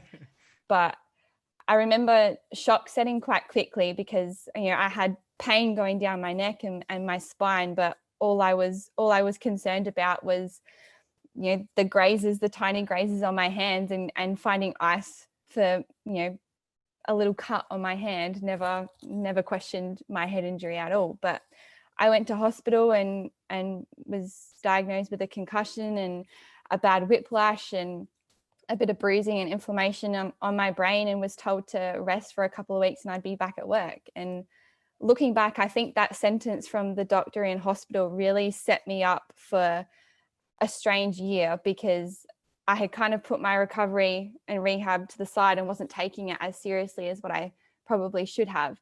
And my sole focus and my sole purpose in life was to get back to work. So I pushed myself probably more than I should and more than I needed to at that time. And I tried everything you could possibly think of to get back to my work, and tried different hours of the day, tried doing different activities at school. It was everything you could imagine I tried. And it probably took me a good year to realize that I needed to stop and actually put myself first. So, I mean, looking back, I probably wish I had done that from the beginning, because I might have been further along in my recovery than what I am now. But I also think it was probably a learning curve and a process that I needed to take in order to come to terms with it myself.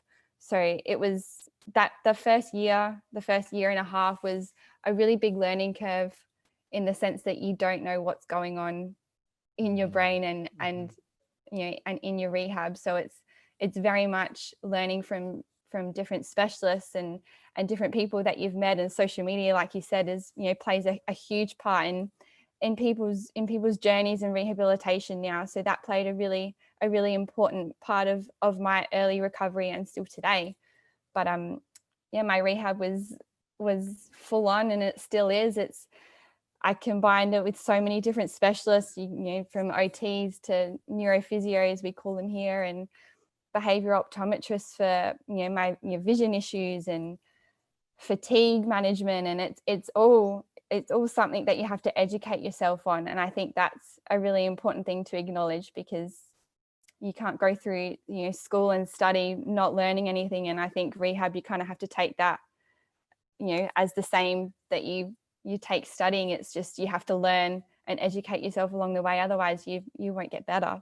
But yeah, that's basically my accident. Yeah, no, thank you for sharing. And I think there's a few things I kind of want to touch upon, because the first part is obviously when a doctor says you're going to be fine in a few weeks, you almost think like, oh, it's like I sprained my wrist, I'll be good in a few weeks. And that it almost feels like the message should be, you could be good in a few weeks, but you should learn a bit about this injury.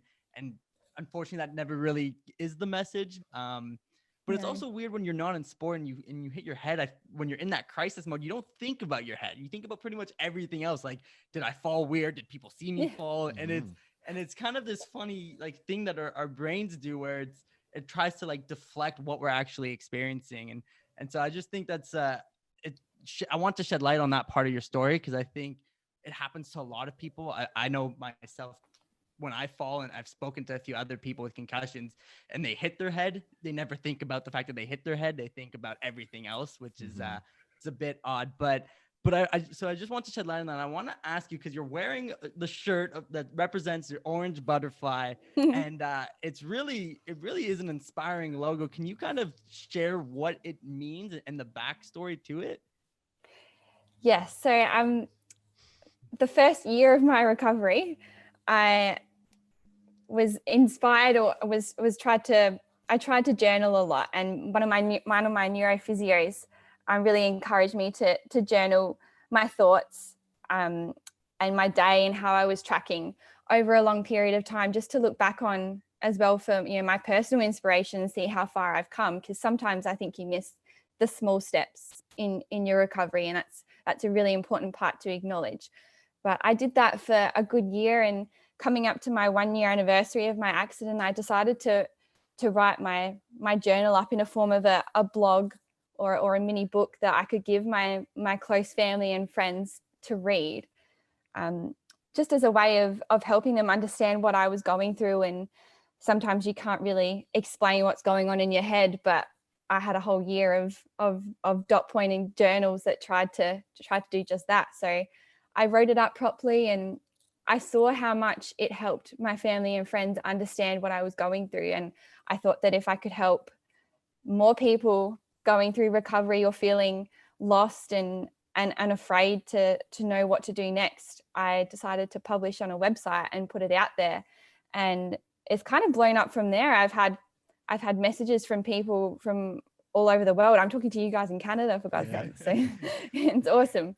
But yeah, I've had messages from people saying that they found my website and read my blog and started crying because I've articulated everything that they're feeling, and they haven't been able to for the last how many years that they've been suffering for.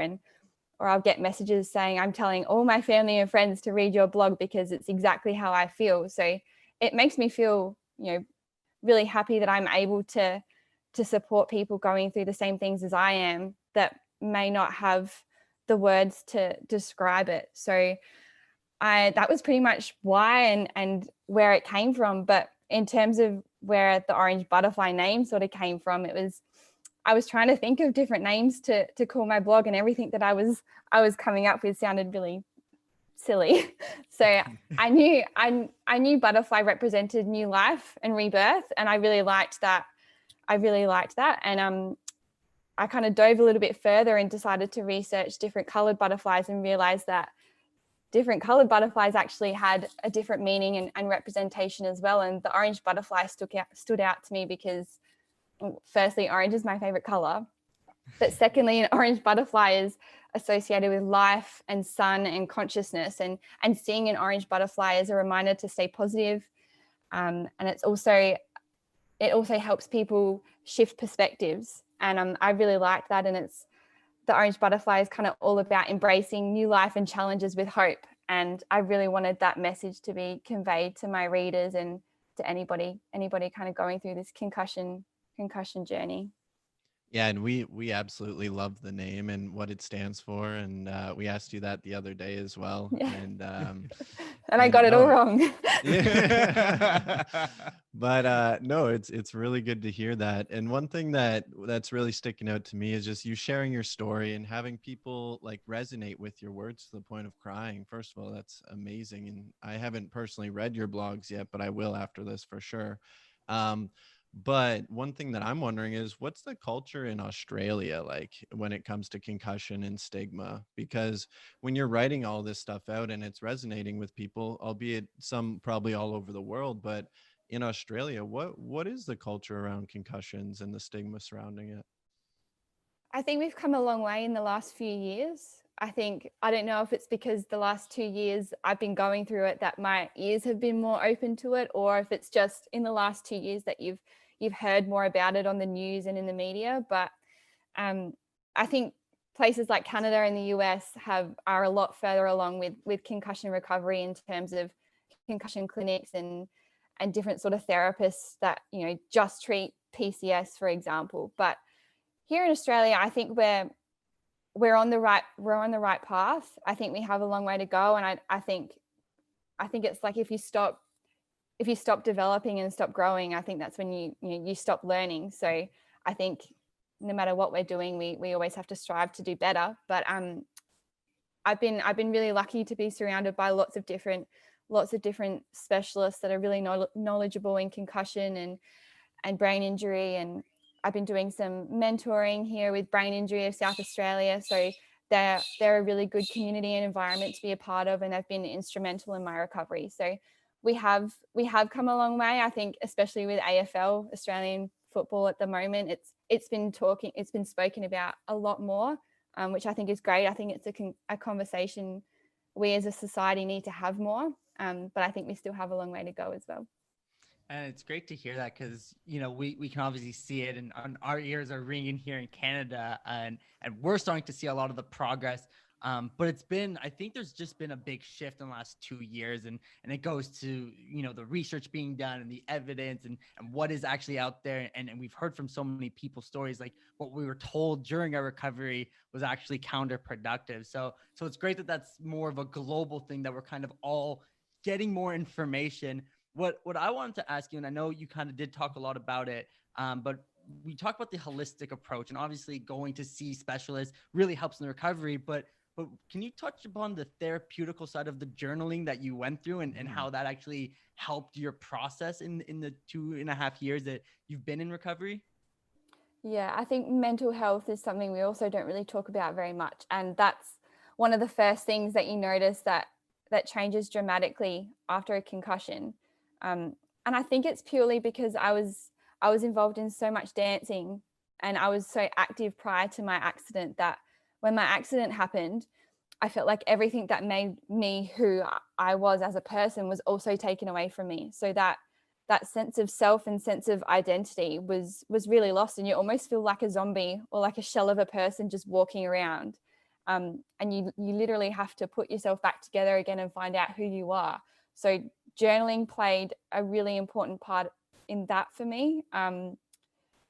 And it wasn't an overnight thing. I think I'm still putting back little pieces of the puzzle back together, but I think overall I feel like more like Lauren now, which is great. And this is 2.5 years in the making, but I think journaling helped that sort of part of my recovery. I think because unfortunately there's not much we can do other than, you know, get through those dark times when it comes to that sense of self and sense of identity. And I think doing my volunteering and my mentoring and feeling like I'm purposely, you know, doing something in my life now as opposed to just sitting at home waiting to go to my next doctor's appointment also has played a really important part. So I think journaling helped me acknowledge those feelings, and it also helped me, you know, find those first steps into getting better and going, okay, this is how I feel. What can I do? What can I put into place that's going to help me get back to where I want to feel or who I was or who I want to be? I don't think we necessarily go back to who we were, but I feel like I'm developing into this new and approved Lauren. I kind of call her Lauren 2.0 sometimes.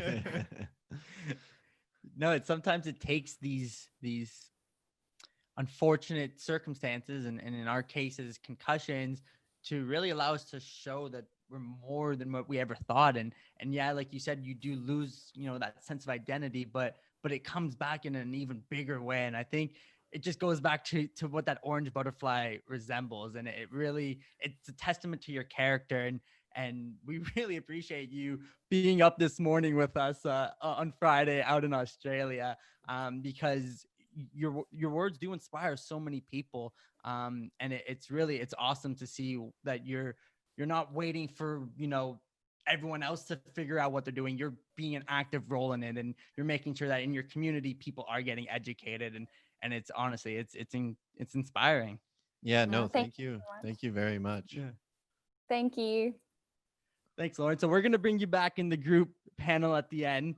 But we're going to get to our last individual speaker. And Ailish is also a Headsupcan advocate. She's an aspiring lawyer. And she's a true inspiration. And she started the Buffering Brain, and it really, the way that she kind of looks at her injury and her recovery is awesome. Oh, she's swearing. There we go. I love it. How are you, Ailish? Good. How are you? Great, Good. We're thanks. doing really well. Glad that we're all matching. I don't know Yep. if that was we Yeah, planned this Definitely out. wasn't Yeah. intentional, but, It was intentional. maybe I it figured, was. why not? Why not? That's awesome.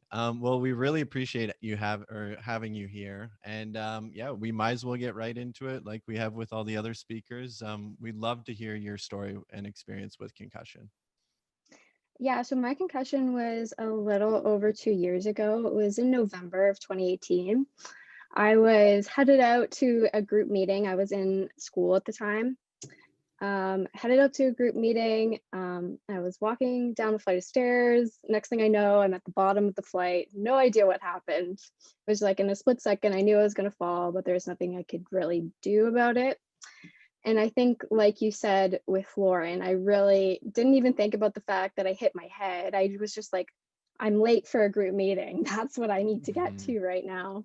So I really ignored a lot of the signs of my concussion for probably a few days until I had an exam. And I'm sitting down at the exam and I'm going, I can't even remember anything I studied yesterday. Like, not a single thing. I'm like, this doesn't feel right. So it took me going to an on-campus doctor who basically shrugged off my concussion and said, no big deal. It's nothing. It's not a concussion. Just keep going on. And he didn't give me, any form of documentation for my exams or anything. I had one professor who did the same. So I think after that, I became really enraged and also, inspired to do better for concussion education, because I think concussions are especially more prone for, I think, younger people who are so involved with athletics as well. And I felt like on a university campus, a university doctor didn't really recognize and validate my experience of a concussion. So then, the months went on. I finally registered that I had a concussion, and I decided to take the term off, not do my co-op term. And I really took 4 months to just recover. So I did a lot of physical therapy. I saw a sports medicine physician, which was really great. And I've really been on the road to recovery since then. But I feel like the thing that's still a work in progress has been my attitude towards my new identity. I feel like so much of what made me me was my academic ambitions and wanting to go to law school. And after the concussion, I really couldn't study or do things in the way that I used to.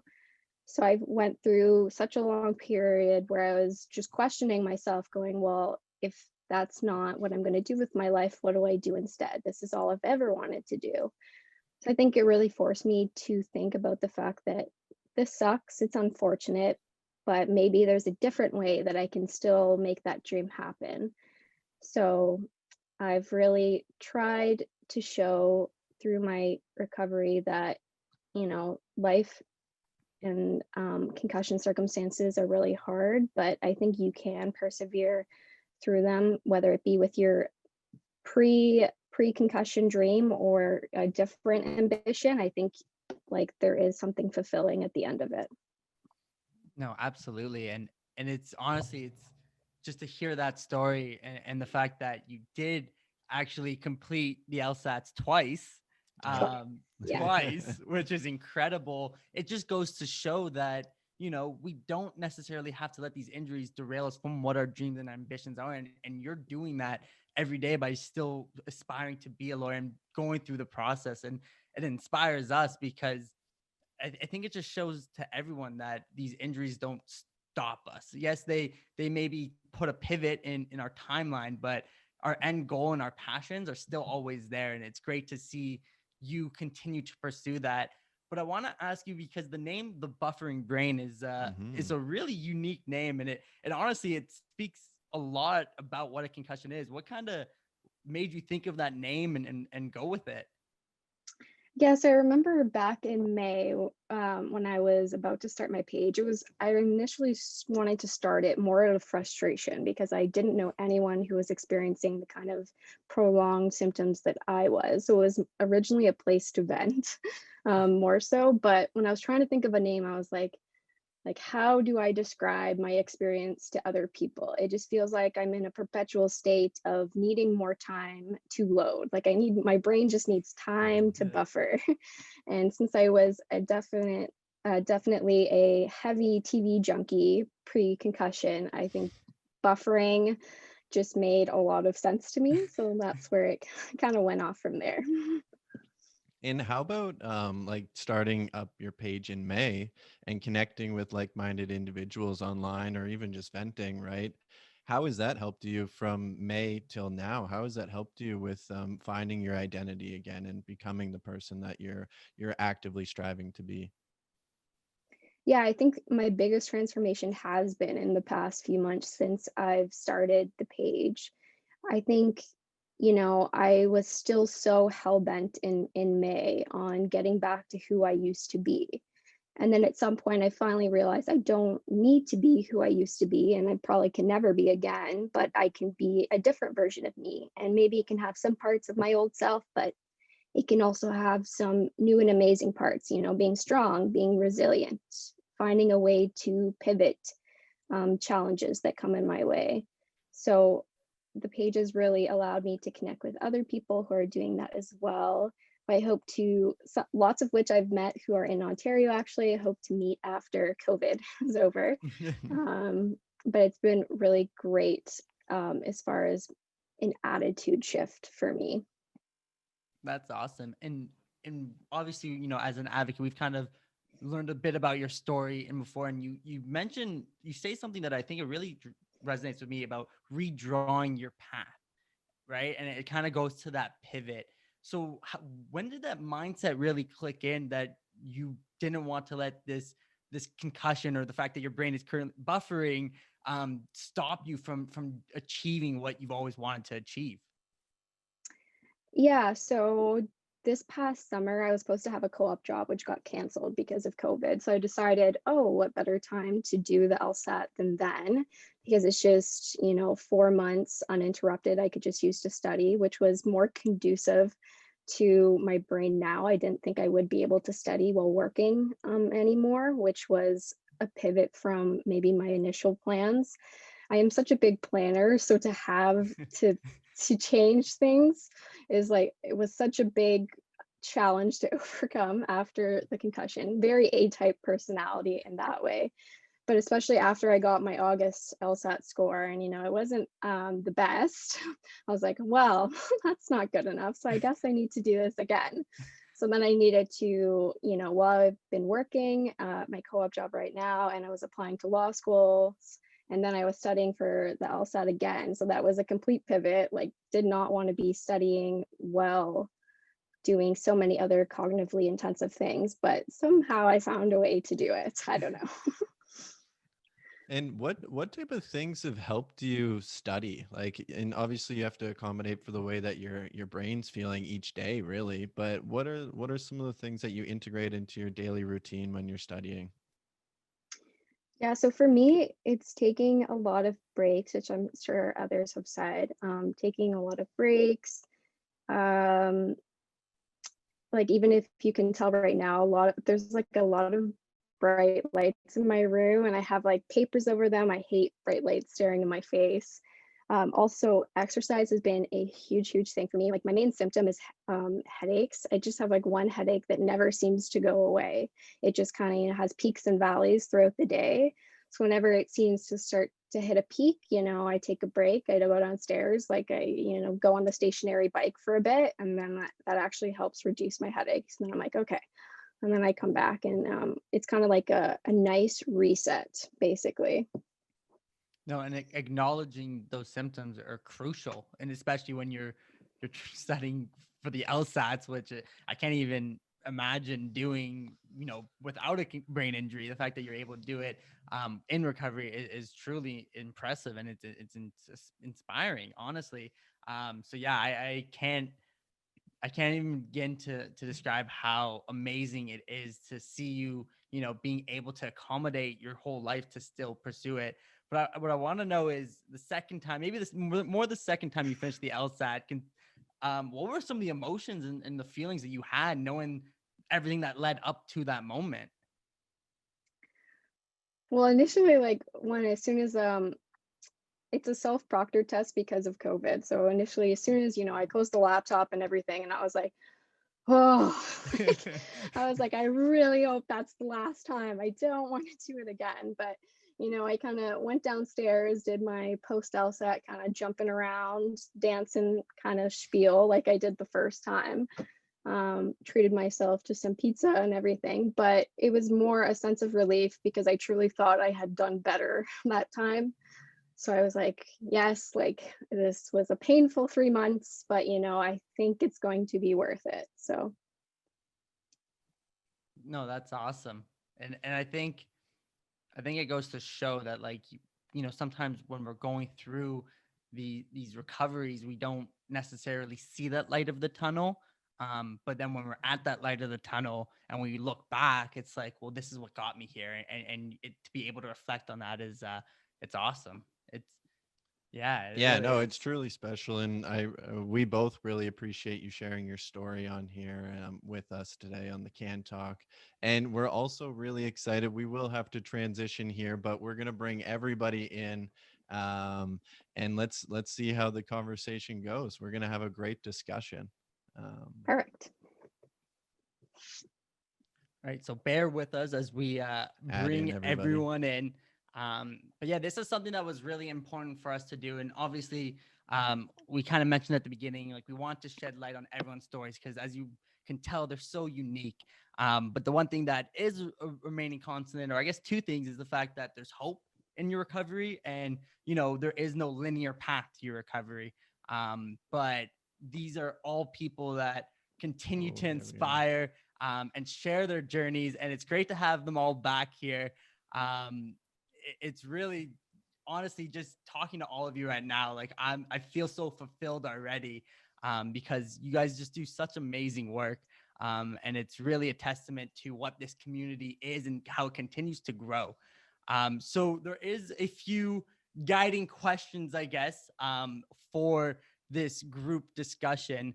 But the first thing, and we'll try and go one by one here, that I want to ask everyone is, what's maybe the one thing that you wish everyone knew about concussions? And we'll start with Abby. I'm just kind of going based on how our grid is here. So Abby, we're gonna put you a bit on the hot spot here, and then we'll kind of, I guess, tell who's next and go and try and make some order out of all of this. Yeah, so one thing, it was hard to think of one thing, first of all, but Absolutely.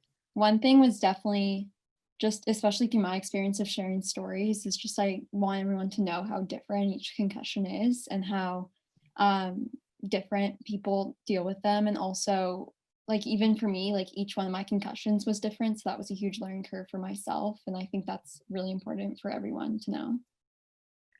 Awesome. And then Nazee, can you go next, please? Yeah, I think that's a good point, Abby. I would think that it's important to not compare your journey to anybody else's. Everybody's progress is different. Every challenge has its steps forward, but it also has its steps back. I think it's important to learn from other people's experiences, but I think it's so important to recognize just how far you've come on your own and without comparing to others, and just not to be so hard on yourself. Absolutely. And then Ville, we're going to send it over to you in Finland. Yeah, it's hard to come up with just one thing, but as a football player, I'm going to take it from a sports point of view. And what I was thinking about was that concussions can happen without getting actually hit to the head, as we spoke actually last night about it. And I think it's or I know it's a thing that a lot of people don't actually know. I know 90% of my teammates don't understand that just running into another player or whatever, you can get a concussion. So yeah, and the whiplash that can come with that too, right? And that's, I know you've experienced a little bit about that, or a little bit with that as well, right? Yeah, actually just a few weeks ago in a car accident. So and last year in another car accident. Now you think I'm a sucky driver, but that's really not the case. But yeah, that's one thing that I think in many sports, or not even just sports, but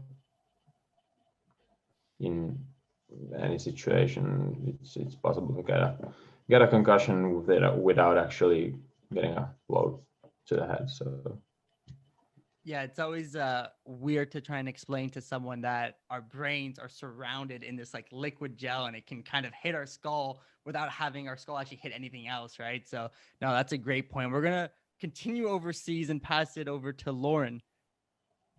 Yes. I think basically that they just need to be taken seriously. I think that people hear the word concussion or mild in front of a brain injury and automatically think that your life is only slightly been affected. And I think that's just not the case at all. It's, that word mild or concussion doesn't mean that, my life has only been, affected for a couple of weeks or as little as possible. It's got nothing to do with that. And I think the more conversations we can have about that, the more people will feel like they're being understood and believed and not alone. So basically, yeah, just that a concussion is serious and it should be taken that way. Thank you. Yeah, no, that's great. And we'll pass it right over to Joel. Yeah, I think everyone made some great points already. I think I go back to this idea of making the invisible injury visible. I think in both my own story and just listening to everyone else's stories today, everyone kind of talked on the idea that there are certain times when they weren't being able to connect with someone just because they didn't know what they were going through. So I think I would just hope to have that understanding from everyone that concussions are serious and can happen at any time and to anyone, and just so that it's mainstream and people aren't suffering in silence by themselves. Awesome. And then last but certainly not least, Ailish, can you round out this question? Yeah, I think I would add, like, one of the main things I still thought when I got my concussion was, it's an injury that lasts a couple of weeks. You sit in a dark room and then it'll get better. And I think now research suggests like that's not the case, that exercise can actually be so helpful in recovering more quickly and reducing the likelihood of developing prolonged symptoms. So I think the more we can communicate that to others, I think it'll just be better overall for concussion treatment for people. Awesome. Thanks, everyone. I also want to address, because now's a better time than ever, that obviously there's two other members, speakers that weren't able to make it for this group panel. Blair had to go. He's a coach for hockey. And then Ali is currently in recovery, so she's limited with her monitor screen time. But she did send me her answers, so I'm going to act on behalf of Ali for these answers. And in terms of this question, she said that they are much more impactful to someone's overall health and daily life than I would ever have known or expected. And it goes again to what kind of everyone was saying. And I think it's such an important lesson and so much value that comes from each of you just sharing how you look at this injury. And Seth, I'm actually going to put you on the spot a bit here. And because Seth is the one who came up with this question, and it's something he really wanted to share. What inspired you? Why do you think this is an important question to be asked? I think because I realized how naive I was about this injury. And I think that kind of comes with not having it, which was a lot of the messaging that we have heard from everyone throughout the duration of this event. But the biggest thing that I wish everyone would know is that there is no one-all cure-all to this injury, and that the holistic approach to it is so important. As you heard, everyone's story is so different, and everyone found different ways that best help them in their recovery. So being open-minded is so crucial when it comes to any sort of brain injury or mental health, because there are resources out there and stuff out there and tools that we can all incorporate daily, even in the midst of a pandemic. We can still be working on ourselves. So that would be mine. But if you're gonna put me on the hot spot, Yeah, I can't. I gotta return the favor. Yeah, definitely. Here. For me, it's all about understanding stigma, and we have the Challenge of Stigma slogan and mission statement for a reason. Stigma is something that's very true in my story, and I just think if more people knew and more people had empathy for what everybody was going through, especially with concussion and mental health, that it would go a long way in the recovery process. And there doesn't need to be any judgments, and like people may see or have impairments in the way that they use compared to the way that they used to be, but it's the process that they're going through. Unfortunately, it is the reality of the situation, and I think that for people to understand that is very important, especially when we're talking about challenging the stigma. But yeah, no, I think that's definitely how I feel about it. And I think we could probably move on to the next question. And I guess that would be, and it has challenge in it, of course, but what's the biggest challenge that everybody faced throughout their injury? And I guess we can go back the opposite way. So Ailish, if Yeah, sure. So I think I already touched on this a little bit before, but for me, it was like I had a total loss of identity. Like I didn't know who I was if I wasn't, wanting to be a lawyer, basically, or studying the way I was studying before. So I think, finding when I finally accepted that, I'm not going to be who I was before, and that I may always have some of these symptoms, I don't know. Like, despite the fact that that may seem debilitating to some people, that was actually very, very liberating for me to feel like I could finally leave behind the preconceived notions of I have to be who I was. So, but getting to that point, I was like, I didn't get to that point of understanding that until maybe a few months ago, even. So that was a big challenge. and then we'll bring it right back down to Joel. Yeah, not to steal your point, because you made an excellent point there, but I think, and I touched on this earlier, it absolutely is this idea of identity. I think in my own case, I was so focused on the first 3 concussions on getting back to just being myself and being normal, I kind of lost sight of the whole end goal. And it wasn't until that I was able to kind of reflect and see, how my new life was going to be and adjust to it, that I was really able to kind of figure out some things and make them a lot better. And so I think at that point now it's kind of passed, and I'm able to not have to worry about those same things. But it's definitely something that, when I was going through, it was tough, because like I mentioned before, you see, to the average eye, you seem like you're fine, but you're very not. Yeah, thank you for sharing. And then we'll go back to Australia with Lauren. Yeah, I agree with those points as well. I think I touched on it earlier too, about that loss of purpose and sense of identity. But also as well, I think socially was a big challenge to kind of keep up with communicating with friends and being a part of, social events and things that you really wanted to, still be a part of, and you'd give anything to be a part of. But that was obviously really hard as well. And I think also when you start saying no to things over and over again, just because you're not up to it, you start getting invited, or you stop getting invited, I should say.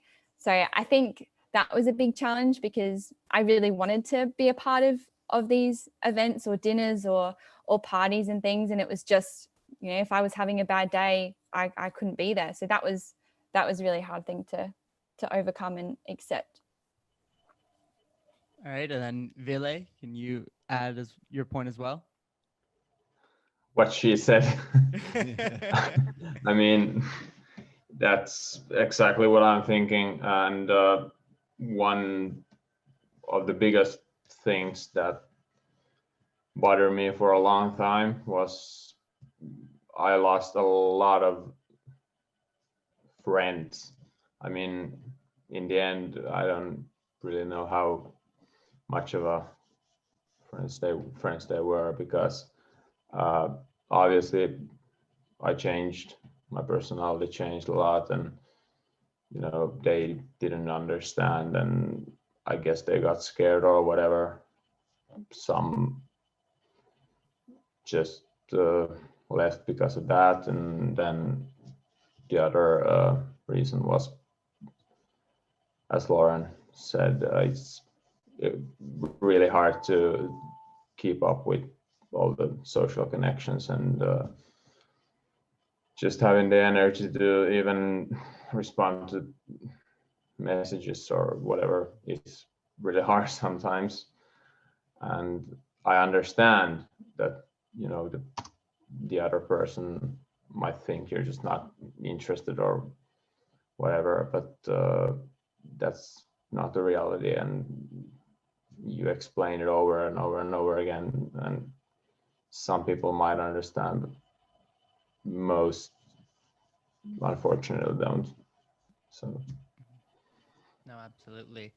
And then Nazig, can you I think say what everyone you think? touched up on a bit on the challenges. I don't think there's one unique challenge, but I guess to give something different and add on to that too, I think for me it was the adversity and the uncertainty of every day throughout the concussion. It was not knowing what magnitude of a headache I would wake up with, or how disoriented I would be the next day, or how my anxiety or the darkness would have an impact on that. That had a big part of my recovery. And even to plan things, once I felt a little bit better, I would have a coffee arranged with a friend, let's say on the Saturday. And if I arranged that in the beginning of the week, by the end of the week, I wasn't able to do that. And sometimes that was misunderstood and misinterpreted as bailing out or not wanting to do anything, or sometimes even perceived as laziness. And those were kind of hard things to accept or acknowledge. But I think we bring a good point in of the concussion silver lining, I guess, for me was filtering and really understanding who my real friends were, the ones that stood by and continue to stand by. So it was challenging, but it had its learning as well. Yeah, thank you for sharing. And then we'll bring it back to Abby. Yeah, so everything that was said, I completely resonate with. What Ailish said, that you completely don't feel like yourself and you feel completely detached from yourself, was definitely very challenging for me, especially just the mental tolls it took on me, not just the physical tolls. And with that, even currently just dealing with everyday symptoms that I still experience and managing that with school, and especially at my age, watching everyone do their sports and go out and be able to do school, which at the time, a lot of them were saying oh, you're so lucky that you get to take a break from school. But I definitely wanted nothing more than to be able to just do everything normally. So yeah. It's crazy. It might be one of the only things that makes us want to go back to school and feel that normalness that comes with that. And then Ali's answer to this question was gaslighting. She said that she felt more emotionally impacted from how some medical personnel treated her than any other part of the concussion recovery, and it has taught her how to be a strong advocate, and she's extremely grateful. And I think that is a really good segue to our final question, because obviously we just touched upon the challenges that come with this injury, but there has been a common message of hope here, and we wouldn't be doing our part if we didn't finish with that. And I know it kind of was touched upon throughout the individual portion of this event, but something that I really resonate with was we had an occupational therapist in our first webinar, and she said that this injury can actually uncover, and it can actually teach us a lot of things about ourselves, and whether it's our willpower or our strength and our resilience. There's a lot of positives that can actually come from this, and you guys are all beacons of that. So So with that said, and we'll again go around the circle. We'll start with Abby. What's maybe one of the biggest lessons or biggest things that you've learned from your experience with this injury? So I know I touched upon this a bit in the personal session. So like with adaptability and patience, like I had said, it like showed me such an importance of being able to speak up for yourself. Obviously no one can see what you're dealing with when it comes to concussions. So going through your everyday life and speaking up for yourself of what you're feeling, what you can do, what you can't do, I saw was incredibly important for my recovery. Yeah, thanks for sharing that. And then to Nazik. Yeah, I think I would agree with that as well. I think it's so important to stay focused on recovery and stay committed to recovery. For me, it took 6 long years until I was finally able to find the proper care that helped me. And throughout the injury, I was constantly told that this was permanent, that recovery was not possible. And my advice to everybody is to continue looking for care until you find what works for you. Keep advocating for yourself, surround yourself by those who advocate for you. And when you need the strength, seek others, and encourage everyone to follow every person's page here on the panel as well, and seek hope from there if there are at times you need that hope. So that would be my advice. That's awesome. Ville? Basically just it took a long time for me to understand or just realize that the new me isn't worth less than the old me. I mean, for such a long time I tried everything to get back to who I was before, and it took a couple of years before I started actually realizing that there's no going back to the person who I was. But there's still a few things left from my old self. So football is or soccer, so everyone knows what sport I'm actually talking about. That's one of the main reasons why I'm not giving up on it, because I'm still able to play. My symptoms aren't really stopping me from playing. My symptoms are mostly, well, that's a whole other story, but yeah, you're not worthless just because you have a brain injury and you changed, no matter what anyone says. And hearing you look fine, everyone here, if someone just now looked at the screen, they wouldn't believe that any one of us has a brain injury. So that kind of sucks at times, but it is what it is. Yeah, and that's why we got to keep sharing our stories and sharing our journey. So I appreciate that. And we'll pass it over to you, Lauren. Yeah, I agree with everything that's been said. Everyone said really good points. Probably just adding on to some of the comments. I think the biggest lesson I've learned about myself is how resilient and determined I am as well. Of course, you have days where you do,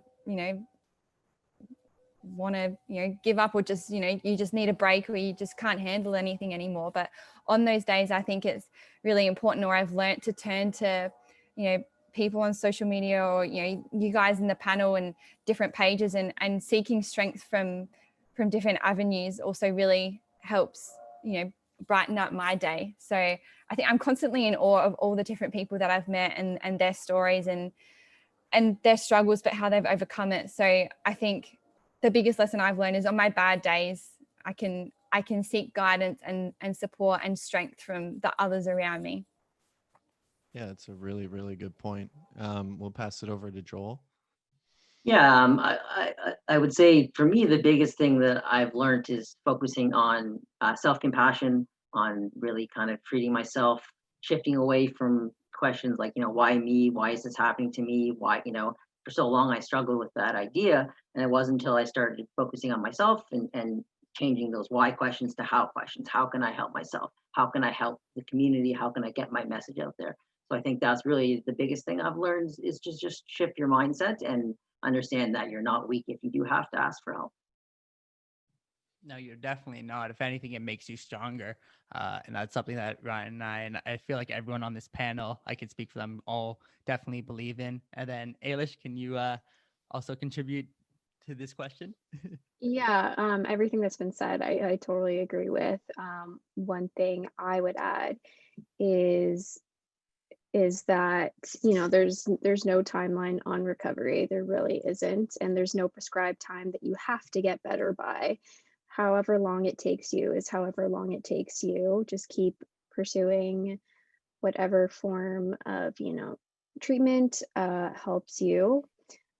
And I would also say, like, this experience has really helped me to be a more empathetic person towards other people's struggles, whether they be health related or otherwise, just because I know I want people to be empathetic towards me and to understand why sometimes I don't answer texts quickly because, screens are a little bit much for me.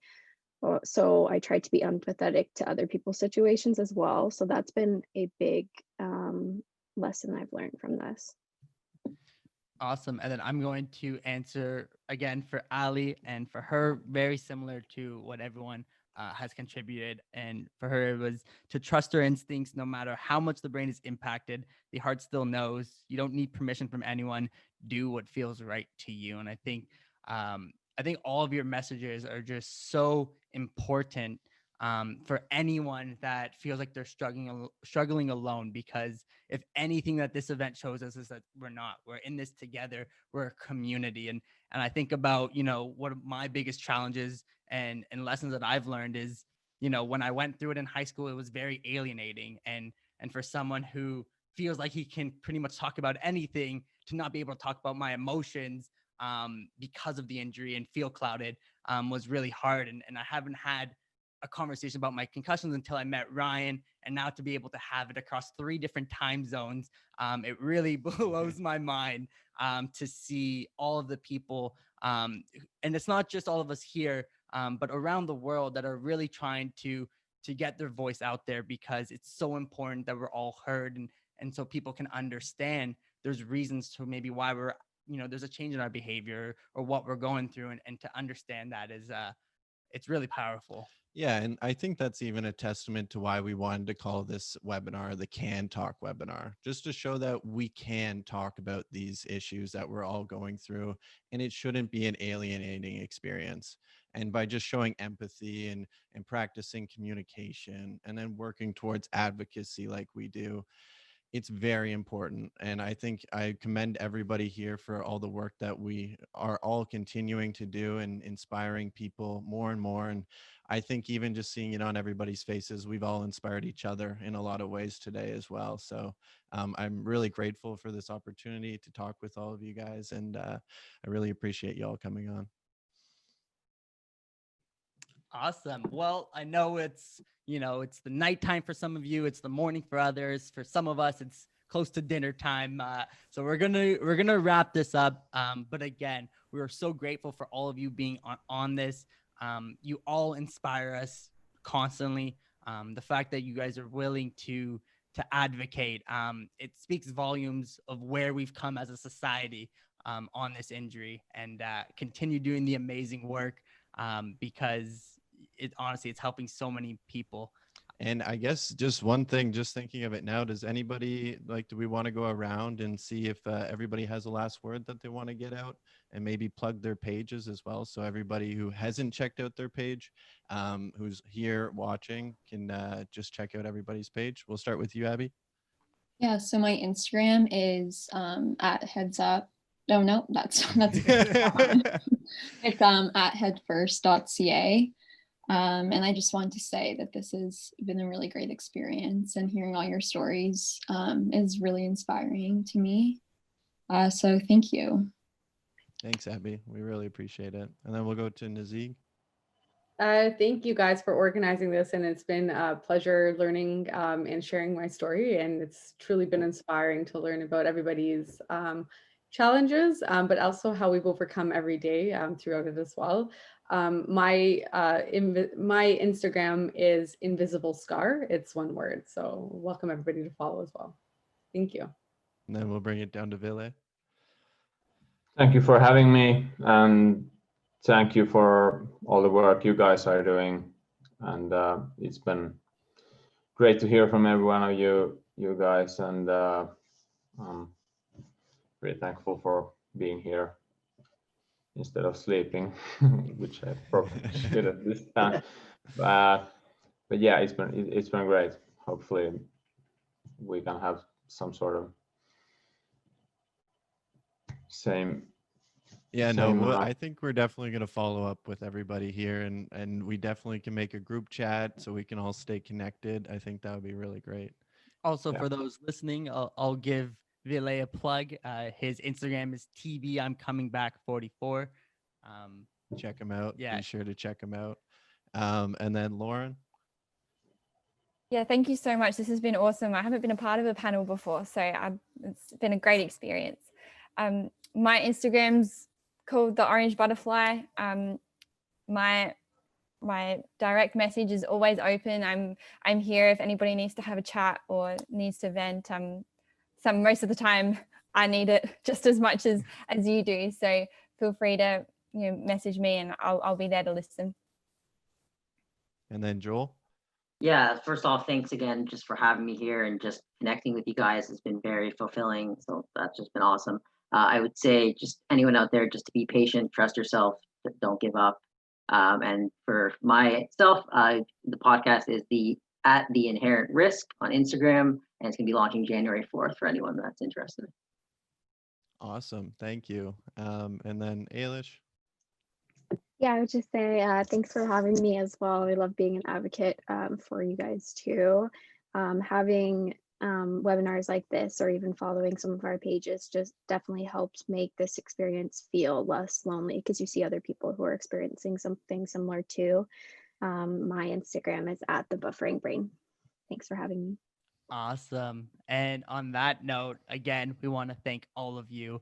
I think it's really important for those that are listening and still with us that, a concussion may seem like a daunting task, but if there's one thing we learned is that we can get through it and be better for it. And so thank you guys again so much. I can't begin to express how amazing this was for us. And it was great to hear all of your stories and learn more about each of you. And to not just see it from an Instagram lens, but to actually have these personal connections are really awesome. And I know we'll definitely do some amazing things collaborating in the future. Yeah, Ryan, really looking forward to it. No, just really grateful to bring you all here. Like I said earlier, and looking forward to connecting and probably make that group chat right as soon as we're done here so we can continue the conversation. So thank you for everybody, and hope everybody has a good night and a good morning in Australia. Thank you. Bye. Thank Bye. you. Take care, everyone. Yeah. Bye. Cheers.